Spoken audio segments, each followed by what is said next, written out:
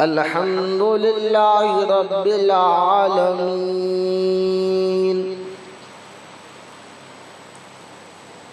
वस्सलातु वस्सलामु अला सय्यिदिल मुरसलीन व अला आलिहि व अस्हाबिहि अजमाइन।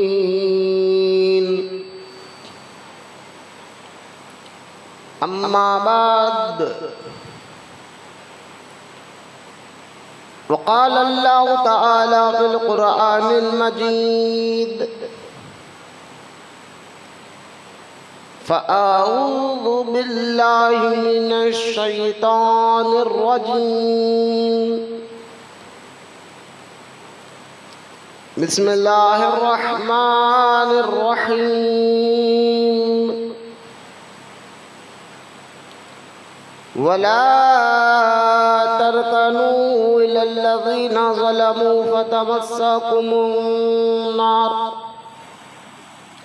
फतमस्सकुमुन्नार वमा लकुम मिन दूनिल्लाहि मिन औलिया सुम्मा ला तुनसरून। आमन्तु बिल्लाहि सदक़ल्लाहुल अलिय्युल अज़ीम। वक़ाल अल्लाहु तआला बिशानि हबीबिहिल करीम इन्नल्लाहा व मलाइकतहु युसल्लूना अलन नबिय्यि या अय्युहल्लज़ीना आमनू सल्लू अलैहि व सल्लिमू तस्लीमा। अल्लाहुम्मा सल्लि अला सय्यिदना व मौलाना मुहम्मद मादिनिल जूदि वल करम व अला आलिहि व बारिक व सल्लिम सलातन व सलामन अलैका या रसूल अल्लाह सल्लल्लाहु तआला अलैहि व आलिहि व सहाबिहि व सल्लम। अम्मा बाद, हर तारीफ और बड़ाई सिर्फ अल्लाह ताला के लिए है जो सारे जहान का मालिक है, मुख्तार है और जो सारे जहान का पालनहार है। मैं इस बात की गवाही देता हूँ कि अल्लाह ताला के सिवा कोई इबादत के लायक नहीं, वो एक है, उसका कोई साथी और शरीक नहीं। और मैं इस बात की भी गवाही देता हूँ कि आप जो हमारे प्यारे आका और मौला हुजूर पुरनूर रहमत कौनैन हज़रत सैयदना मुहम्मद मुस्तफ़ा अहमद मुज्तबा सल्लल्लाहु तआला अलैहि व आलिहि व सहाबिहि व सल्लम अल्लाह ताला के आखिरी रसूल और उसके बरगुज़ीदा बंदे हैं।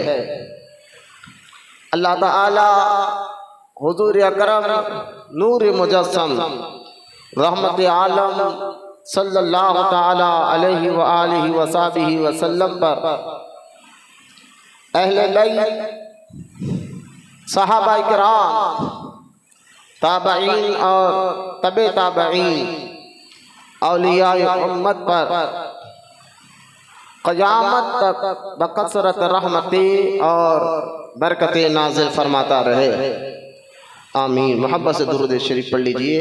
अल्लाहुम्मा सल्लि अला सय्यदना मौलाना मुहम्मद मादिन जूदी वल करम व अला आलिहि व बारिक व सल्लिम सलातन व सलामन अलैका या रसूल अल्लाह सल्लल्लाहु तआला अलैहि व आलिहि व सहबिहि व सल्लम। मुअज़्ज़ज़ सामईन, अस्सलामु अलैकुम व रहमतुल्लाहि व बरकातुहू।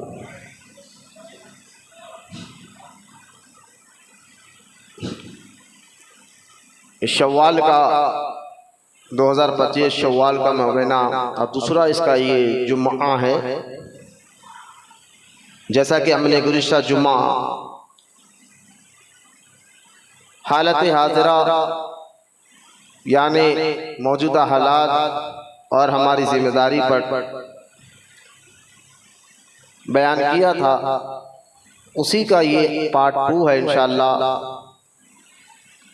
मैं दुआ करता हूँ अल्लाह ताला से, अल्लाह ताला मुझे और आपको कहने सुनने से ज़्यादा अमल की तौफीक अता फरमाए और मुझे हक बोलने और हक सुनने की तौफीक अता फरमाए। क़बल इसके अपने मौजू अपने टॉपिक पर आऊँ, आइए तरीक़ अहले सुन्नत व जमाअत के मुताबिक दुरूद पाक की अहमियत और फजीलत को समाअत करते चले। दुरूद पाक के बेशुमार फ़ज़ाइल अहादीस मुबारका में मौजूद है और प्यारे आका रहमत कौनैन ने इरशाद फरमाया, जब तुम अपनी बात शुरू करो तो सबसे पहले अल्लाह ताला की हम्द, उसका तारीफ़ बयान करो, उसके बाद मुझ पर दुरूद पढ़ा करो, उसके बाद अपनी बात को शुरू करो तो अल्लाह ताला उस बात में बरकत दाखिल फरमाता है, यानी उन बातों में फिर अल्लाह ताला असर भी रखता है। इसलिए हमारा हर टॉपिक हम मौजू से शुरू हम दुरूद पाक की अहमियत और उसकी फ़जीलत को ज़रूर बयान करते हैं, ताकि अल्लाह ताला इस दुरूद पाक की बरकत से हमारे इस बयान में भी बरकत अता फरमाए, सुनने वाले और बोलने वालों को भी अल्लाह ताला अमल की मजबूती अता फरमाए। हदीस पाक में आता है, हज़रत उमर इब्न ख़त्ताब रज़ियल्लाहु ताला अन्हु फरमाते हैं कि मर्तबा प्यारे आका मुस्तफ़ा करीम अलैहिस्सलातु वस्सलाम कुछ ख़ास हाजत के लिए तशरीफ़ जलवा फरमा हुए और जाने लगे। हज़रत उमर इब्न ख़त्ताब रज़ियल्लाहु ताला अन्हु फरमाते कि मैं भी सरकार के पीछे पीछे गया, देखा कि मुस्तफ़ा करीम सल्लल्लाहु ताला अलैहि वसल्लम कुछ दूर जाकर सजदे में सर रखे हुए हैं। हज़रत उमर इब्न ख़त्ताब रज़ियल्लाहु ताला अन्हु फरमाते कि मैंने हुज़ूर पाक सल्लल्लाहु ताला अलैहि वसल्लम को जब सजदे में सर रखे देखा तो कुछ देर ठहर गया। कुछ देर के बाद मुस्तफ़ा करीम अलैहिस्सलातु वस्सलाम अपने सर मुबारक को सजदे से उठाते हैं और हज़रत उमर इब्न ख़त्ताब रज़ियल्लाहु ताला फरमाते कि मैंने हुज़ूर के मुबारक चेहरे को देखा कि आपके चेहरे मुबारक पर खुशी के आसार नज़र आ रहे थे, चेहरा बड़ा खुश नज़र आ रहा था। फिर सरकार अलैहिस्सलातु वस्सलाम करीब आकर फरमाया, ए उमर रज़ियल्लाहु ताला तुमने अच्छा किया कि मैं जब सजदे में था उठाया नहीं, इसलिए कि अभी अभी जिब्रील अलैहिस्सलाम अल्लाह के हुक्म से मेरे पास हाजिर हुए और आकर अर्ज़ किया जिब्रील अलैहिस्सलाम ने कि या रसूलल्लाह सल्लल्लाहु ताला अलैहि व आलिहि वसल्लम, अल्लाह ताला ने फरमाया कि जो आपका उम्मती, जो आपका गुलाम एक मर्तबा आप पर दुरूद पढ़ता है तो अल्लाह ताला उसको 10 नेकी अता फरमाता है और उसके 10 गुनाह को माफ फरमा देता है और उसको उसके लिए जन्नत में 10 दर्जात को बुलंद कर देता है। सरकार करीम मुस्तफ़ा करीम सल्लल्लाहु ताला अलैहि वसल्लम ये सुनकर बड़े खुश हुए और सरकार ने हज़रत उमर इब्न ख़त्ताब रज़ियल्लाहु ताला अन्हु के ज़रिए सारी क़यामत तक आने वाली उम्मत को ये मुफ़्दा जो खुशखबरी सुनाई कि दुरूद पाक की अहमियत क्या है, उसकी फजीलत क्या है। पता क्या चला, दुरूद पाक एक ऐसा वजीफ़ा है जिसके पढ़ने से अल्लाह ताला नेकी अता फरमाता है। दुरूद पाक एक ऐसा वजीफ़ा है जिसके पढ़ने से अल्लाह ताला गुनाह माफ़ फरमाता है। दुरूद पाक एक ऐसा वजीफ़ा है जिसके पढ़ने से अल्लाह ताला दुनिया और आखिरत और कब्र में भी कामयाबी अता फरमाता है। अल्लाह ताला की बारगाह में हम दुआ करते हैं, अल्लाह हम तमाम को कहने सुनने से ज़्यादा अमल की तौफीक अता फरमाए। एक मरतबा मुस्तफ़ा करीम की बारगाह में दुरूद पाक पढ़ लीजिए, इसके अपने उन्वान को आगे बढ़ाते पढ़िए, अल्लाहुम्मा सल्ली अला सय्यदना मौलाना मोहम्मद मआदिन जूद वल करम वाला आलिहि व बारिक व सल्लिम सलातु व सलामन अलैका या रसूल अल्लाह सल्लल्लाहु ताला अलैहि व आलिहि व सहबिहि व सल्लम। मुअज़्ज़ज़ सामईन, गुज़िश्ता जुमा हमने किन वजूहात की बुनियाद पर हमारे अंदर खास और अहले ईमान मुसलमानों के पास तब्दीली नहीं आ रही है दीन को लेकर, क्यों मिजाज दीनी नहीं बन रहा है, क्यों मिजाज जो है हमारे अंदर नेकी का जज्बा दीन से मोहब्बत क्यों नहीं आ रही है, और रस्मी तौर पर इबादत सिर्फ नमाज पढ़कर अपने आप को दीनदार समझना और बाहर निकल कर फिर वही हरकतें करना जिससे अल्लाह ताला नाराज होता हो।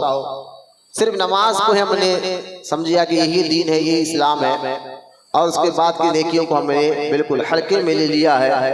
ये मिजाज अक्सर मुसलमानों में आज के दौर में नजर आ रही है। तो उसकी वजूहात क्या है? उसकी वजूहात को हमने बयान करते हुए फरमाया था कि एक दुनिया की मोहब्बत, जब एक ईमान वाले के दिल में दुनिया की मोहब्बत रस जाती है, बस जाती है, तो फिर उसके अंदर से दीन की मोहब्बत और आखिरत की मिजाज जो है खुद ब खुद खत्म होने लग जाती है, और नतीजा ये निकलता है दीन उसके नज़दीक माज़अल्लाह एक रस्म की तरह हो जाता है, और फिर वो सिर्फ नमाज पढ़कर समझता है कि मैंने दीन पे अमल कर लिया, उसके बाद फिर अपनी सारी ऐसे हरकतें, ऐसे काम जिससे अल्लाह ताला नाराज होता है वो सारे करते हुए नजर आता है। तो दुनिया की मोहब्बत पर हमने गुज़िश्ता जुम्मा एक आयत मुबारका और 3-4 अहादीस मुबारका, फिर बुजुर्गान दीन के अक़वाल, उलमा इकराम के अक़वाल और वाक़यात को सामने रखते हुए बताया था कि दुनिया की मोहब्बत, पहले तो हमने ये बताया कि दुनिया किसको कहते हैं, कि दुनिया की मोहब्बत क्या है। ये सारी बातें हमने गुज़िश्ता जुम्मा को अल्हम्दुलिल्लाह अल्लाह ताला के फजल करम से बयान किया है, जो हमारा वो बयान रिकॉर्ड पे हो चुका है। दुनिया में रहकर अल्लाह ताला ने हमें एक बैलेंस इख्तियार करने का हुक्म दिया है। जिस तरह हम दुआ करते अल्लाह ताला की बारगाह में, रब्बना आतिना फिद दुनिया हसना व फिल आखिरती हसना वक़ीना अज़ाबन नार। ये कुरान पाक की वो आयत मुबारका जो मशहूर और मारूफ है, जो हर मुसलमान, हर अहले ईमान को ये आयत मुबारका अच्छी तरह से याद रहती है, जिसमें अल्लाह ताला ने ये भी बयान किया, हुक्म दिया कि दुआ मांगो तो इस तरह के मेरे रब दुनिया भी अच्छी कर दे और हमारी आखिरत भी अच्छी कर दे। तो दुनिया दारी का मतलब ये नहीं है कि टोटल माज़अल्लाह की दुनिया बुरी चीज है, दुनिया में रहना गलत चीज है, ये भी मकसद नहीं है इस्लाम का। असल में दुनिया में रहकर बैलेंस को इख्तियार करना ये अल्लाह का हुक्म है कि दुनिया ऐसी रहे जिसके जरिए हमारी आखिरत भी बने। और अल्लाह ताला का यह हुक्म कि सिर्फ दुनिया के होकर नहीं रहना है, दुनिया में रहकर आखिरत को भूलना ये भी गलत है। और आखिरत की मोहब्बत में रहकर दुनिया छोड़ देना, यानी अपने पर जो हुकूक अल्लाह ताला ने लाजिम किए हैं उन हुकूक का अदा नहीं करना, दुनिया में रहकर सिर्फ इबादत में लग जाना कि उसके बंदे पर बीवी बच्चे का हुकूक है, माँ बाप के हुकूक है, रिश्तेदारों के हुकूक है, कोई हुकूक अदा नहीं कर सिर्फ अल्लाह अल्लाह करते हुए रह जाना, ये भी इस्लाम की नज़र में गलत है। अल्लाह ताला ने बैलेंस को इख्तियार करने का हुक्म अता फरमाया है। बल्कि दुनिया की मिसाल कैसी है, तो यहाँ पर उलमा इकराम ने बड़ी प्यारी मिसाल देकर ये बात को समझाया है कि देखो कि एक बंदे के पास अच्छा खासा घर है, गाड़ी है, और वो निकला सफर में, और जब सफर में निकला उसके कार में बड़ी आलीशान उसके पास गाड़ी और कार मौजूद है, और उस कार में हर किस्म की सहूलत मौजूद है, खाने पीने का जो जो जरूरियत है वो सारे मौजूद है। लेकिन फिर भी उसके चेहरे पर, उसकी आदतों पर एक बेचैनी से नजर आती है। और एक और शख्स है जो निकला हुआ है बाहर, गाड़ी तो इतनी आलीशान नहीं है, और लेकिन उसको मंजिल की तरफ जाना है, और जरिए तो इतने खास नहीं है उसके पास, लेकिन उसके चेहरे पे घबराहट नहीं है। सीधा बैठो बेटा, अगर कमर में दर्द है क्या तुम्हारे? मस्जिद में टेगा लेके बैठना मना है, सीधा बैठा।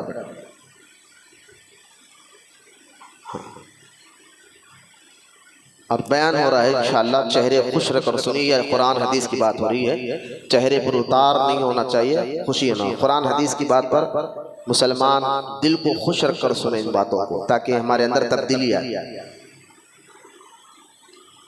लिहाजा एक बंदा वो जिसके पास सारी सहूलतें मौजूद है, जिसके पास सब सहूलतें रहने के बावजूद भी, सारे जरिए रहने के बावजूद भी उसके चेहरे पर सुकून नजर नहीं आ रहा। और एक बंदा वो है कि सारी सहूलतें तो उसके पास मौजूद नहीं है, लेकिन उसके चेहरे पर सुकून नजर आता है। तो अगर आप पूछे उस शख्स के जिसके पास सारी सहूलतें मौजूद है कि भाई तेरे पास सारी सहूलत मौजूद है, तू सफर में है, कार आलीशान है, गाड़ी आलीशान है, सारे जरिए तेरे पास मौजूद है, फिर तू बेचैन क्यों नजर आता है? तो वो शख्स क्या है कि भाई सारी सहूलत तो है लेकिन मंजिल का पता नहीं, सारे जरिए तो है लेकिन कहाँ जाना है मुझे पता नहीं। और उससे पूछे जिसके पास आलीशान गाड़ी तो नहीं है, कुछ ऐसे खास जरिए तो नहीं है, लेकिन चेहरे पे सुकून है, दिल में इत्मीनान है, तो वो कहेगा कि हाँ मेरे पास जरिए तो कुछ ऐसे नहीं है खास, लेकिन मैं मंजिल को जानता हूं। यही दुनिया का मकसद है कि दुनिया में जितनी चीजें अल्लाह ताला ने बरतने रहने के लिए जरिए बनाए हैं, दिए हैं, ये उसके लिए अच्छा है जो अपनी मंजिल को याद रखे, और ये उसके लिए बड़ा बुरा है, गलत है जो इसके रहकर मंजिल भूल जाए। जरिए सारे रहकर भी मंजिल भूल जाए तो उसको कभी सुकून मिल नहीं सकता। जिसके पास जरिए ज्यादा ना हो लेकिन मंजिल उसको याद हो, वो चंद चीजों में भी वो सुकून में रहता है, इत्मीनान में रहता है कि उसको मंजिल याद होती है, जगह याद होती है। ये मिसाल बस इसी तरह है कि असल मंजिल अहले ईमान की, मुसलमान की वो आखिरत है, अल्लाह की रज़ा है। जिस बंदे के पास दुनिया में रहकर रब्बाना आतीना फिद दुनिया, जो कुरान में अल्लाह ताला फरमाता है, दुनिया में रहकर उसके सारे जरिए को अपनाए, हलाल तरीके से, जायज तरीके से सारे जरिए को अपनाए, लेकिन मंजिल ना भूले जो उसकी मंजिल आखिरत है, अल्लाह ताला की रज़ा है। तो ये सारे जरिए जो दुनिया में रहने बरतने के लिए अल्लाह ताला दिए हैं, इसके जरिए से भी वो सुकून और इत्मीनान में रहेगा। और जहां बंदा जो है जरिए तो अपना ले लेकिन मंजिल भूल जाए तो सारी दौलत रहेगी लेकिन सुकून इत्मीनान नहीं रहेगा। जो खास तौर ईमान वाले को अल्लाह ताला ने हुक्म फरमाया कि तुम्हें आखिरत याद रहना चाहिए, अल्लाह की रजा याद रहना चाहिए। जहां मुसलमान के दिल दिमाग में से अल्लाह ताला की रजा निकल गई तो फिर वो दुनिया की सब कुछ समझने लग जाता है, आखिरत की सोच और फिक्र खत्म हो जाती है। जैसा कि आप देखें हमारे बुजुर्गान दीन रहमतुल्लाह ताला अलैह अपनी तकरीर में और अपने अमल के जरिए, अपनी आदत के जरिए लोगों को आखिरत की याद दिलाते थे।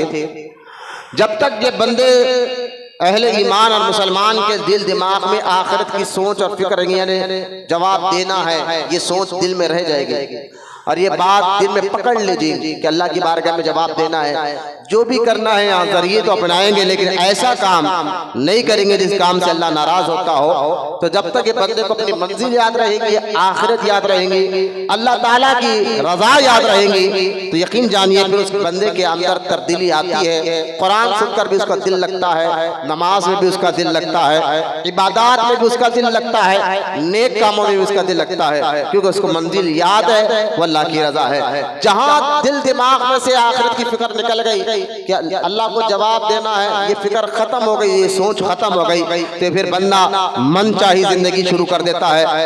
और इबादत भी रस्मी तौर पर अमल करने लग जाता है, लेकिन उसकी हरकतें, उसकी आदतें और उसका रहन सहन टोटल ऐसी हरकतें उससे जाहिर होती है जिस हरकतों से अल्लाह ताला और उसका रसूल नाराज होता है। जो आज चल रहे हैं कि मुसलमान सिर्फ एक कागज के फूल की तरह हो गया है। जो कागज का फूल और हकीकी फूल में जमीन आसमान का फर्क होता है। दिखने में दोनों के कलर सेम होते हैं, लेकिन हकीकत सब जानते हैं कागज के फूल में खुशबू नहीं होती जैसा हकीकी फूल में खुशबू होती है। तो सिर्फ आज यही हाल हो गया है कि हम सिर्फ नमाज पढ़कर समझ रहे हैं कि बस छोड़ो, नमाज पढ़ लिया, यही दीन है, यही इस्लाम है। फिर बाहर लेकर शराब भी पी रहे हैं, गाली भी दे रहे हैं, लड़ाई झगड़े भी कर रहे हैं, बीवी बच्चों को भी तंग कर रहे हैं, माँ बाप को भी तंग कर रहे हैं, पड़ोसियों को भी तंग कर रहे हैं। फिर मार्केट में हलाल हराम की कोई तमीज खत्म हो गई है। बस किसी भी तरह चाहो अच्छा पैसा, अच्छी जिंदगी गुजारने के लिए ये सारी हरकतें कर रहे हैं। क्यों? क्योंकि वो मंजिल भूल गया है, जो मंजिल आखिरत है, अल्लाह ताला की रजा थी। जैसा ये बंदा भूल जाता है फिर उसकी हरकतें तब्दील हो जाती है। जैसा आखिरत की फिक्र निकल जाती है फिर बंदा तब्दील हो जाता है और वो एक कागज के फूल की तरह हो जाता है। जो असल जिंदगी मुसलमान की, जो अल्लाह पर यकीन रखने वाले, क़यामत के दिन पर यकीन रखने वाले, वो मुसलमान याद रखे कि वो जिंदगी दुनिया में मन चाहे नहीं जी सकता, रब चाहे जिंदगी गुजारना होगा। जिसको अल्लाह पर यकीन है और जो अल्लाह पर यकीन नहीं रखते, आखिरत में यकीन रखते, वो तो दुनिया में आप उनको देख लो, काफिर और मुशरिकों, उनके लिए दुनिया ही जन्नत है, दुनिया ही उनके लिए सब कुछ है। तो खैर आखिरत की फिक्र जहां खत्म हो जाती है फिर बंदे के अंदर दीनी मिजाज, जो मुसलमान होए वो सिर्फ दीनी मिजाज और अखलाक आदत उसके बिगड़ना शुरू हो जाते हैं। इसलिए आप देखें जहां कुरान हदीस में दुनिया की मजम्मत आई है, वहां पर बुजुर्गान दीन ने भी अपनी आदत और अपने अमल से भी लोगों को दुनिया से निकाल कर उनकी फिक्रों को बदला है, उनकी सोच को बदला है कि उनके अंदर आखिरत की फिक्र पैदा हो। जैसे कि बहुत बड़े बुजुर्ग हैं जिनका नाम हजरत सैयदना शेख हातिम बिन आसिम रहमतुल्लाह ताला अलैह है। शेख हातिम बिन आसिम रहमतुल्लाह ताला अलैह बहुत बड़े अपने इलाके के अल्लाह के वली, अल्लाह के महबूब बंदे गुजरे हैं। उनके बारे में आता है कि जब एक मालदार आदमी ने उनको दावत दी कि हुजूर मेरे घर दावत है, तशरीफ लेकर आइए, तो हजरत शेख आसिम बिन हातिम रहमतुल्लाह ताला अलैह ने फरमाया कि ठीक है, क्योंकि दावत को कबूल करना ये हुजूर की सुन्नत है। इस सुन्नत पे अमल करते हुए उन्होंने फरमाया ठीक है, मैं आपके पास घर में दावत में आऊंगा, लेकिन मेरी कुछ शर्तें हैं। वो ये कि मैं जहां चाहूंगा वहीं पर बैठूंगा। यार वो कहाँ बैठे हुए? मस्जिद में बैठे हुए तुम? हाँ, आदाब याद रखो, मस्जिद के आदाब याद रखो। बेचैनी हो रही, बाहर चले जाओ, होटल में बैठे हुए नहीं है।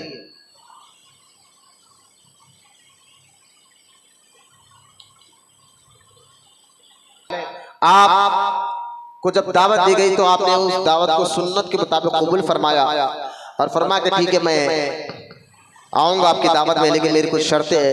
एक, मैं नीचे बैठूंगा, और दूसरा जो चाहूंगा वही खाऊंगा, और तीसरा ये कि मैं जो कहूंगा वो सारे दावत में आने वाले मेहमानों को उस बात को सुनना होगा।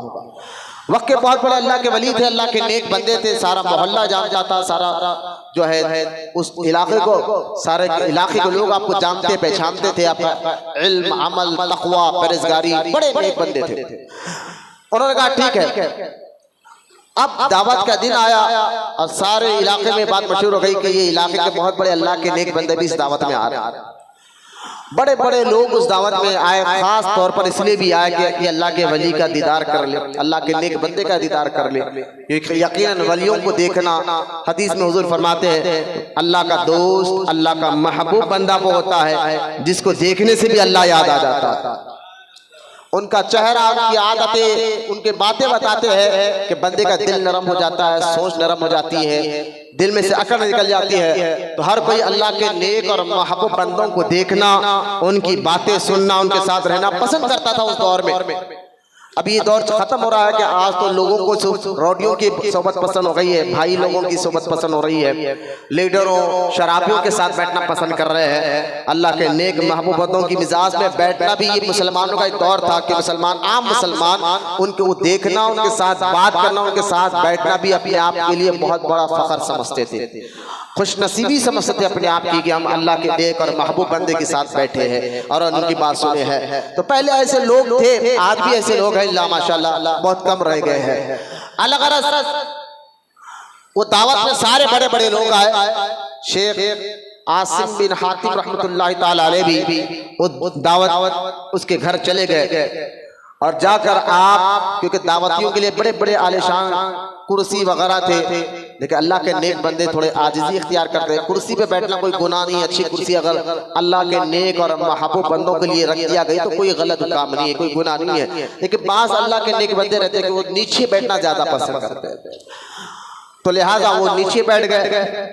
उसके बाद खाने का इंतज़ाम हुआ तो लोग, क्योंकि अल्लाह के वली आए तो उनके मेहमान नवाजी में एक से एक खाना बनाया गया था, लेकिन आपने अपनी झोली से निकाल कर 2 सूखे रोटी निकाले और पानी में डुबाकर खाना शुरू कर दिया। यहाँ पर एक और बात बता दूं, देखिए अच्छा खाना खाना भी कोई गुनाह नहीं है, अच्छा ग़िज़ा खाना, अच्छे चीज़ें खाना, हलाल चीज़ें, वो कोई गुनाह गलत काम नहीं है। लेकिन बाद अल्लाह के नेक बंदे ऐसे हैं, अपने नफ्स को, अपने आप को तोड़ने के लिए वो सूखी रोटी को बहुत इस्तेमाल करते थे ताकि उनके अंदर तकब्बुर ना आए। खैर, ये अल्लाह के नेक बंदों की बातें हैं। वो सूखी रोटी पानी में डुबाकर खाना शुरू कर दिया। जब खाना खत्म हो गया तो अब हजरत शेख आसिम बिन हातिम रहमतुल्लाह ताला ने दावत के जो मेजबान था उसको कहा कि काम करो, एक चूल्हा लगाओ और उस चूल्हे पर तवा रखो, जो रोटी डालते हैं तवे को रख दो और उसको खूब गर्म करो। उसने आपके हुक्म के मुताबिक जो है एक चूल्हा रखा, चूल्हा जलाकर उस पर एक तवा रख दिया और इतना गर्म किया कि तवा अंगार हो गया, लाल लाल हो गया।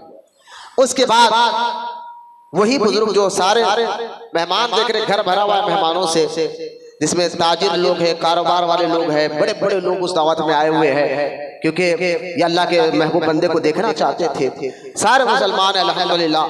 अब जैसा तवा बहुत ज्यादा गर्म हो गया, लाल हो गया, तो हजरत सैयदना शेख हातिम बिन आसिम रहमतुल्लाह ताला अलैहि अपने दोनों पैर से चप्पल उतारते हैं, नंगे पैर उस तवे पे खड़े हो जाते हैं।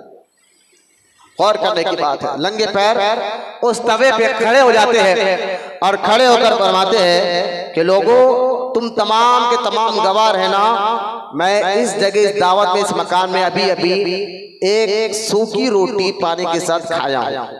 ये कहकर उस तवे के नीचे उतर जाते हैं। उतरने के बाद तमाम घर वालों को, जितने मेहमान उस दावत में आए हुए थे, जिसमें बड़े बड़े ताजिर लोग थे, बिजनेसमैन लोग थे, कारोबारी लोग थे, उन तमाम लोगों को उन्होंने फरमाया, अल्लाह के वली, अल्लाह के नेक बंदे ने, एक काम करो, तुम लोग भी अपने अपने जूते चप्पल उतारो, उतार कर इस तवे पे खड़े हो जाओ और खड़े होकर जो है अब जो यहाँ दावत में खाया है उसका हिसाब दो, तुमने क्या क्या खाया है। तो सारे लोग जो पहले तो हैरान थे कि इतना मामला, ये मसला हो गया कि एक तो इतने लाल गुल्ले तवे पर लंगे पैर खड़े हो गए। दूसरा वो हैरान थे कि इस तवे पर अल्लाह के नेक बंदे खड़े रहे, लेकिन कोई पैर जला नहीं, कुछ तकलीफ नहीं हुई। अगर हम जैसे गुनाहगार खड़ेंगे तो यकीनन पैर जल जाएंगे। तो सारे मेहमान कहने लगे, जिसमें उस दौर के बड़े बड़े ताजिर लोग थे, आम आदमी भी नहीं थे, बिजनेसमैन लोग थे, कारोबार वाले लोग थे, वो सारे के सारे लोग कहने लगे कि हजरत, अगर हम इस पे खड़े रहेंगे तो हम जल जाएंगे, हमारा पैर जल जाएगा। यकीनन ये आप अल्लाह के नेक बंदे हैं, इतने अंगार पर खड़े रहने के बावजूद भी आपके पैर में एक छाला तक नहीं आया और आपने खड़े कर कहा कि हमने क्या खाया, लिहाजा हम खड़ेंगे तो हमारे पैर जल जाएंगे। तो यहाँ पर वो बुजुर्ग कहने लगे, देखो लोगों, मैं यहाँ पर दावत में इसलिए नहीं आया कि मैं तुमको अपनी करामत दिखाऊं, मैं इसलिए नहीं आया कि मैं तुमको बताऊं कि मैं कौन हूं, मैं इसलिए दावत में नहीं आया मैं तुमको बताऊं कि देखो अल्लाह ने मुझे क्या पावर, क्या इख्तियार दिया है। सीधा बैठो, अगर कमर में दर्द है तो टेका लेकर बैठो। क्या है आपको दर्द है? माशाल्लाह नौजवान दिख रहे हैं, अल्लाह सलामत रहे कि आपकी तकलीफ को दूर फरमा। लेकिन मस्जिद में बिला वजह टेका लेके बैठना गुनाह है। अगर नींद का एक भी झटका लगा तो वजू टूट जाता। ये है असल मसला, ये सीखना चाहिए इंशाल्लाह। अल्लाह आपको सेहत अता फरमाए।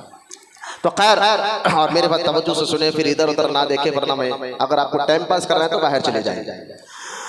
लिहाजा क्योंकि बयान रिकॉर्ड होता है, पूरी दुनिया सुनती है, आजकल ऑनलाइन का जमाना हो गया, तो लोगों को बहुत इंटरेस्ट खत्म हो गया है, फिल्में ड्रामों में इंटरेस्ट ज्यादा हो गया है। 4-4 घंटे की मूवी बगैर थकान के देख लेते, रोडियों सूदखोरों के साथ बैठने की आदत बन गई है, होटलों में बैठने की आदत बन गई है। ना चेहरा उतरता होटल में बैठे हो, ना रात भर फोन देखो तो ना नींद के झटके आते, कुछ नहीं, लेकिन 1-8 घंटा बयान बड़ा वजन दिखता है। ये हमारी मिजाज बन गई है आज के दौर में। अल्लाह हम सब के दिलों को नरम फरमाए, मस्जिदों से मोहब्बत करने वाला बनाए, मस्जिदों से अदब करने वाला बनाए, मस्जिद में बिल्कुल हशाश बशाश होकर बैठने वाला बनाए, क्योंकि मस्जिद में बैठना भी इबादत है। आप नमाज के इंतजार में बैठे हुए नेकियां लिख रहे फरिश्ते। लिहाजा अब वो बुजुर्ग कहने लगे, देखो लोगों, जो मैं यहाँ पर आया हूँ तुम्हारे कहने पर दावत में, मैं इसलिए नहीं आया कि मेरी वाह वाह तुम लोग करो, क्योंकि अल्लाह के नेक बंदे जो भी काम करते अल्लाह को राजी करने के लिए करते। ऐसा नहीं कि लोगों के हाथ चूमे, उनके पैर चूमे, ऐसा कभी नहीं होता, उनके दिल दिमाग में ख्याल नहीं रहता। तो उन्होंने फरमाया कि मैंने ये तवे पर जो अंगार था, इस पे खड़े होकर इसलिए नहीं कि लोग मेरी करामत देख के मेरी वाहवाह करे, मेरी इज्जत करे, नहीं, असल मकसद तुम्हें कुछ और था, तुम्हें एक फिक्र देना था, तुम्हारे अंदर एक सोच देना था। लोगों ने कहा हुजूर वो क्या फिक्र थे? फरमाया, वो बुजुर्ग ने, देखो हदीस में आता है, मुस्तफा करीम फरमाते हैं क़यामत का दिन होगा और जमीन को अल्लाह तांबे की बना देगा। जमीन क्या होगी? तांबे की हो जाएगी, और सूरज एक बालिश के बराबर आ जाएगा। आज तो समर के दिन चल रहे हैं, 40-45 डिग्री हो गई, तो हम घर से बाहर नहीं निकलते। तो सोचिए कि एक बालिश के करीब सूरज आ जाएगा तो उसकी तपिश गर्मी कितनी होगी, और तांबे की जमीन होगी। और फिर अल्लाह ताला हर इंसान से और खास और मुसलमान से 5 सवाल करेगा कि तुमने जवानी कैसे गुजारी। पहला सवाल अल्लाह पूछेगा, जवानी कैसे गुजारी। दूसरा कि माल कहां से कमाया, यानी किस जरिए से कमाया, हलाल जरिए से या हराम जरिए से। जो पैसा दौलत माल तुमने कमाया है, ये किस जरिए से कमाया। तीसरा, फिर ये माल तुमने खर्च कहां किया। जब माल जरिए से, किस जरिए से कमा, ये खर्च किस पर किया, शराब पर, जुए पर, और या फिर माँ बाप पर, बीवी बच्चों पर, हलाल जरियों पर। ये सवाल होता है कि माल कहां से कमाया, खर्च कहां से किया, जवानी कैसे गुजारी, इल्म कितना हासिल किया, उस पर कितना अमल किया। तो ये सवालात होंगे। तो बुजुर्ग कहने लगे, देखो हर चीज का सवाल और हिसाब किताब क़यामत के दिन अल्लाह ताला की बारगाह में देना है। तो ऐ लोगों, यहाँ तवे पर एक 10 मिनट या 5 मिनट हम खड़ नहीं सकते। हम क्या जवाब देंगे क़यामत के दिन कि जब अल्लाह ताला हमसे पूछेगा तुमने जवानी कैसे गुजारी, जब क़यामत के दिन अल्लाह ताला हमसे पूछेगा तुमने माल कहां से कमाया, जब क़यामत के दिन अल्लाह ताला हमसे पूछेगा कि तुमने माल खर्च कहां किया, और जब पूछेगा इल्म क्यों हासिल नहीं किया। तो लोगों, अभी वक्त है कि दुनिया एक खेती है, यहाँ जो बोएंगे आखिरत में उसी का अनाज बाहर आएगा। लिहाजा अभी वक्त है, आप अपने आप को तब्दील करो और अपनी फिक्र, अपनी सोच में आखिरत की फिक्र पैदा करो। तो बंदा तब्दील होता है, मिजाज तब्दील होती है, फिर वो उसकी आदतें, हरकतें, सोच में भी सुधार आ जाता है। ये बात सुना करो, बुजुर्ग उस मकान से चले गए, तो लेकिन सुनाया ये बात बुजुर्ग ने, लेकिन उन मकान में रहने वाले बड़े बड़े मालदार लोग थे। असल पैसे वाले लोग किसी को मुंह नहीं लगाते, बड़ा उनके अंदर तकब्बुर आ जाता है। हर पैसे वाले की बात नहीं करो, लेकिन ज्यादातर ऐसा होता है कि मालदार लोग किसी को मुंह नहीं लगाते, कि वो जो है हर एक को नीचे गिरा कर देखते हैं। लेकिन वो दौर ऐसा था कि मालदार लोग थे, लेकिन ये बुजुर्ग की बात का असर इतना हुआ कि वो चीखे मार कर रोने लगे और अल्लाह ताला की बारगाह में अपनी तौबा पेश करने लगे, तौबा करने लगे। यकीन जानिए, घर में आने वाले तमाम लोगों की जिंदगी तब्दील हो गई, यानी वो दुनिया के साथ साथ उनके साथ आखिरत की फिक्र भी पैदा हो गई। यही तो फिक्र अल्लाह ताला हर मुसलमान के अंदर पैदा करने का हुक्म दे रहा है कि दुनिया में रहो लेकिन आखिरत की फिक्र के साथ रहो, आखिरत की सोच के साथ रहो। जो हम कहते हैं रब्बाना आतीना फिद दुनिया हसनतन व फिल आखिरती हसनतन व क़ीना अज़ाबन नार, कि अल्लाह ने फरमाया कि दुनिया के साथ साथ ये बैलेंस जरूर रखो। सिर्फ दुनिया के रह कर नहीं लेना है और सिर्फ आखिरत के नहीं, दोनों को साथ लेकर चलना है। यही खूबसूरती है और यही मिजाज अल्लाह ताला क़यामत तक के हर मुसलमान को देना चाहता है। जैसा मिजाज बदली, सोच बदली, बंदे की आदत बदल जाती है। मैं गुज़िश्ता जुमा मैंने ये बात कही थी कि जब हमारे अंदर सोच बदलती है, मिजाज बदलती है, फिर हमारे अंदर जो है आदतें भी बदलना शुरू हो जाती है। अब ये यहाँ तक मैं आपको जो है दुनिया के जिंदगी और जो है यहाँ तक कि आपको ये बताना चाह रहा हूँ कि दुनिया की जिंदगी, दुनिया की मोहब्बत में क्या नुकसान है, दुनिया का मतलब क्या है और दुनिया का अहम चीजें, ये सारी बातें इंशाअल्लाह यहाँ तक मैं आपके सामने बयान कर दिया हूँ। गुज़िश्ता जुमा मैंने आपको बताया था कि क्यों हमारे अंदर तब्दीली नहीं आ रही है, उसकी वजह क्या है। तो तब्दीली नहीं आने की वजह एक मैंने बताया था कि दुनिया की मोहब्बत, और दुनिया क्या है ये सारी डिटेल मैंने आपके सामने रख दिया है। अब आपको दूसरी वजह बताता हूँ कि बंदे खास आज के दौर में वजह क्या है कि आज हम आखिरत को भूल गए हैं, दुनिया ही सब कुछ समझ रहे हैं। तो जब बंदा मंजिल भूल जाता है तो सब कुछ रहे पर भी उसके अंदर सुकून नहीं आ सकता, इत्मीनान नहीं आ सकता। और एक बंदे के अंदर दुनिया की सहूलतें ज्यादा नहीं है लेकिन आखिरत की फिक्र उसके अंदर है तो दुनिया में इत्मीनान नजर आता है, सोच फिक्र में सुकून नजर आता है, क्योंकि उसको बंदे जानता है कि हम अल्लाह की रजा चाहते हैं। आइए कौन आ रहा जा रहा, तवज्जो मत दीजिए, मेरी तरफ देखिए। जब बयान होता था तो सहाबा हुजूर की तरफ देखा करते थे ताकि हमारा जहन ना भटके। फिर वही नहीं, मैंने कहा ना बयान हो रहा है, कोई नूरी नहीं हो रही है कि मैं आपको नूरी दे रहा हूँ, आप इधर उधर देखे। ये कुरान की बेअदबी है, मेरी तकरीर का कोई मसला नहीं है, कुरान हदीस का अदब जरूरी है। आज ये सारी बातें बार बार बोलना पड़ लगा है, समझाना पड़ रहा है मुसलमानों को। ताज्जुब की बात है, बहुत ताज्जुब की बात है। एक दुनिया की मोहब्बत और सारा बयान गुज़िश्ता जुमा में रिकॉर्ड हो गया है, जिसकी वजह से जो है बंदे के अंदर आखिरत की फिक्र खत्म हो रही है। और दूसरी वजह कि मुसलमान आज के दौर में चेंजेस क्यों नहीं आ रहा है, नमाज पढ़ने के बाद भी चेंजेस क्यों नहीं हो रहा, रोजा रखने के बाद भी चेंज क्यों नहीं हो रहा, क्यों उसके अंदर आखिरत की फिक्र नहीं आ रही है, क्यों नेकियों से मोहब्बत नहीं कर रहा है। गुनाह, हरकतें, झूठ, गीबत, सिर्फ नमाज पढ़ लिया समझ रहा यही इस्लाम है, यही दीन है, यही नेकी है। उसके बाद बाहर मार्केट में उसकी हरकतें देखे, मोहल्ले में उसकी हरकतें देखे, घर में उसकी हरकतें देखे कि ना माँ बाप का फरमाबरदार बन रहा है, ना भी बच्चों का हक अदा करने वाला बन रहा है, यतीमों बेवाओं सबका माल खा रहा है। फिर नमाज पढ़कर समझ रहा है यही दीन है, बस नमाज पढ़ लो, जो चाहे करो। जो कुरान सूरह बकरा अल्लाह ताला आयत नंबर 177 ने फरमाया लैसा बिर्रा, कि नेकी ये नहीं है कि तुम चेहरा मशरिक की तरफ कर लो या मगरिब की तरफ कर लो। असल नेकी क्या है, अल्लाह पर यकीन रखना, फरिश्तों पर यकीन रखना, आखिरत पर यकीन रखना, सारे नबियों पर यकीन रखना और हुस्न अखलाक को अपनाना और तन्हाई में भी अल्लाह से डरते रहना।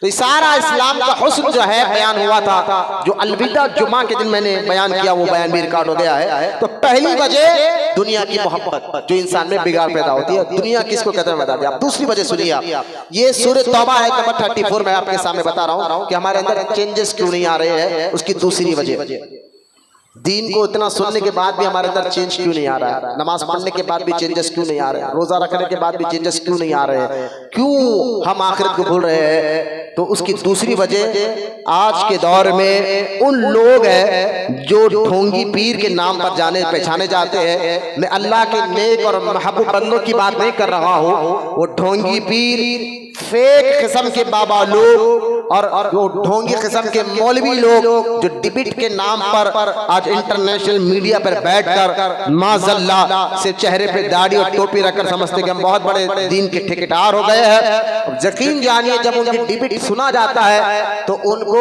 इस्लाम की बुनियादी उसूल भी मालूम नहीं होते हैं। जो सच्चा आलिम जानता है, जिनको कुरान हदीस में उलमाए रब्बानीयीन कहा जाता है, एक सच्चा आलिम जो दीन के बुनियाद जानता है, ये टीवी पर इंटरनेशनल न्यूज पर बैठने वाले दीन की बुनियाद से भी वाकिफ नहीं रहते और डिबेट करने बैठ जाते हैं और अजीब और गरीब इस्लाम को लेकर मंतिक बातें कर देते हैं, जिसके सुनकर जो है बहुत से मुसलमानों के दिल में तकलीफ भी होती है। यार ये मौलवी लोग होते हैं, उलमा इनको कहा जाता है, बस उनके डिबेट को सुनकर बस दिल दिमाग में से इस्लाम को लेकर, कुरान को लेकर, हदीस को लेकर सोच कमजोर पड़ जाती है। फिर दीन से धीरे धीरे इंटरेस्ट खत्म होने लग जाता है। हाल क्या होता है, आखिरकार बच्चे जो है मुर्तद हो जाते हैं, बच्चियां मुर्तद हो रही है। उसकी वजह क्या है? आज के दौर में एक तो दुनिया ही सबको समझने वाला शख्स आखिरकार दीन से बेजार हो जाता है, दूसरा ऐसे फेक किस्म के मौलवी जो पैसे खाकर डिबेट में बैठकर लोगों के साथ मजाक खेलने लग जाते हैं और पैसे खाकर हाथ पैर चूमना कर ये कहना अपने मुरीद को कि बस तू मेरा मुरीद बन जा, नमाज पढ़ना छोड़ दे कोई मसला नहीं है, तू दाढ़ी भी ना रखे कोई मसला नहीं है, तू जो है कोई सुन्नत पे अमल भी ना कर कोई मसला नहीं है, बस तू मेरा हाथ पैर चूमना लग जा और मुझे हदिये और नजराने देते रहे, क़यामत के दिन मैं सब देख लूंगा, मैं सब संभाल लूंगा।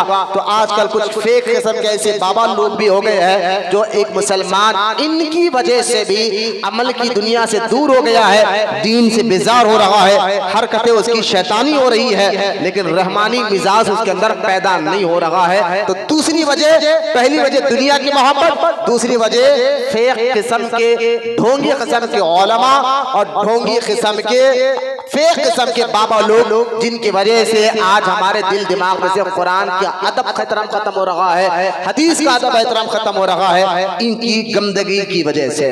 कुरान इसका जिक्र मौजूद है, कुरान में सूरह तौबा में अल्लाह ताला फरमाता है या अय्युहल्लज़ीना आमनू, ऐ ईमान वालों। अब देखिए हरकतें कर रहे थे ऐसी उस दौर में यहूद और नसारा के लोग, जब कुरान 1400 साल पहले हुजूर की बारगाह में उतर रहा था, हुजूर के सीने मुबारक में कुरान उतर रहा था, तो ऐसी हरकतें कौन कर रहे थे? दीन के नाम पर धंधा करना, दीन के नाम पर, मजहब के नाम पर लोगों को बिगाड़ पैदा करना, उनकी सोच को बिगाड़ पैदा करना और बस अपने आप को नेक बताकर लोगों का माल खाते रहना और लोगों को ना छोड़ो दीन की बातें, बस तुम मेरे पास आते रहो मैं सब देख लूंगा। तो ये हरकतें किसकी थी? उस दौर में यहूद और नसारा के पादरियों की थी।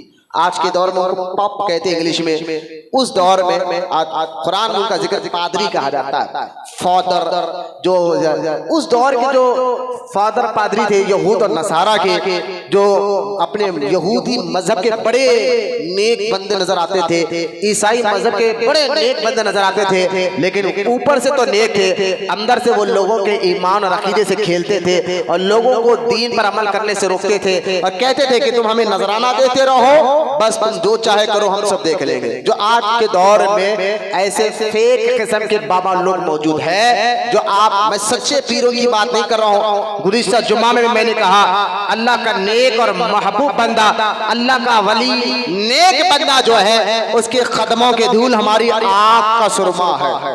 मैं उनकी बात नहीं कर रहा हूँ और मेरी बात पर अल्लाह के नेक और महबूब बंदे बुरा भी नहीं मानेंगे। मैं उन 2 नंबर पीरों की बात कर रहा हूँ जो डाकू, अंदर से डाकू है लेकिन ऊपर से एक पुलिस का कपड़ा पहनकर लोगों को लूट रहे हैं। लिहाजा कुरान का जिक्र कर रहा है, कुरान में हर चीज का बात मौजूद है। अल्लाह फरमाता है या अय्युहल्लज़ीना आमनू, ऐ ईमान वालों, इन्ना कसीरम मिनल अहबार, अल्लाह फरमाता है ईमान वालों बेशक बहुत से पादरी और जोगी लोगों का माल, जो बहुत से पादरी और जोगी लोगों का माल क्या कर रहे हैं? लोगों का माल ला याकुलूना अम्वालन नास बिल बातिल, और बहुत से लोगों का माल नाहक खा जाते हैं।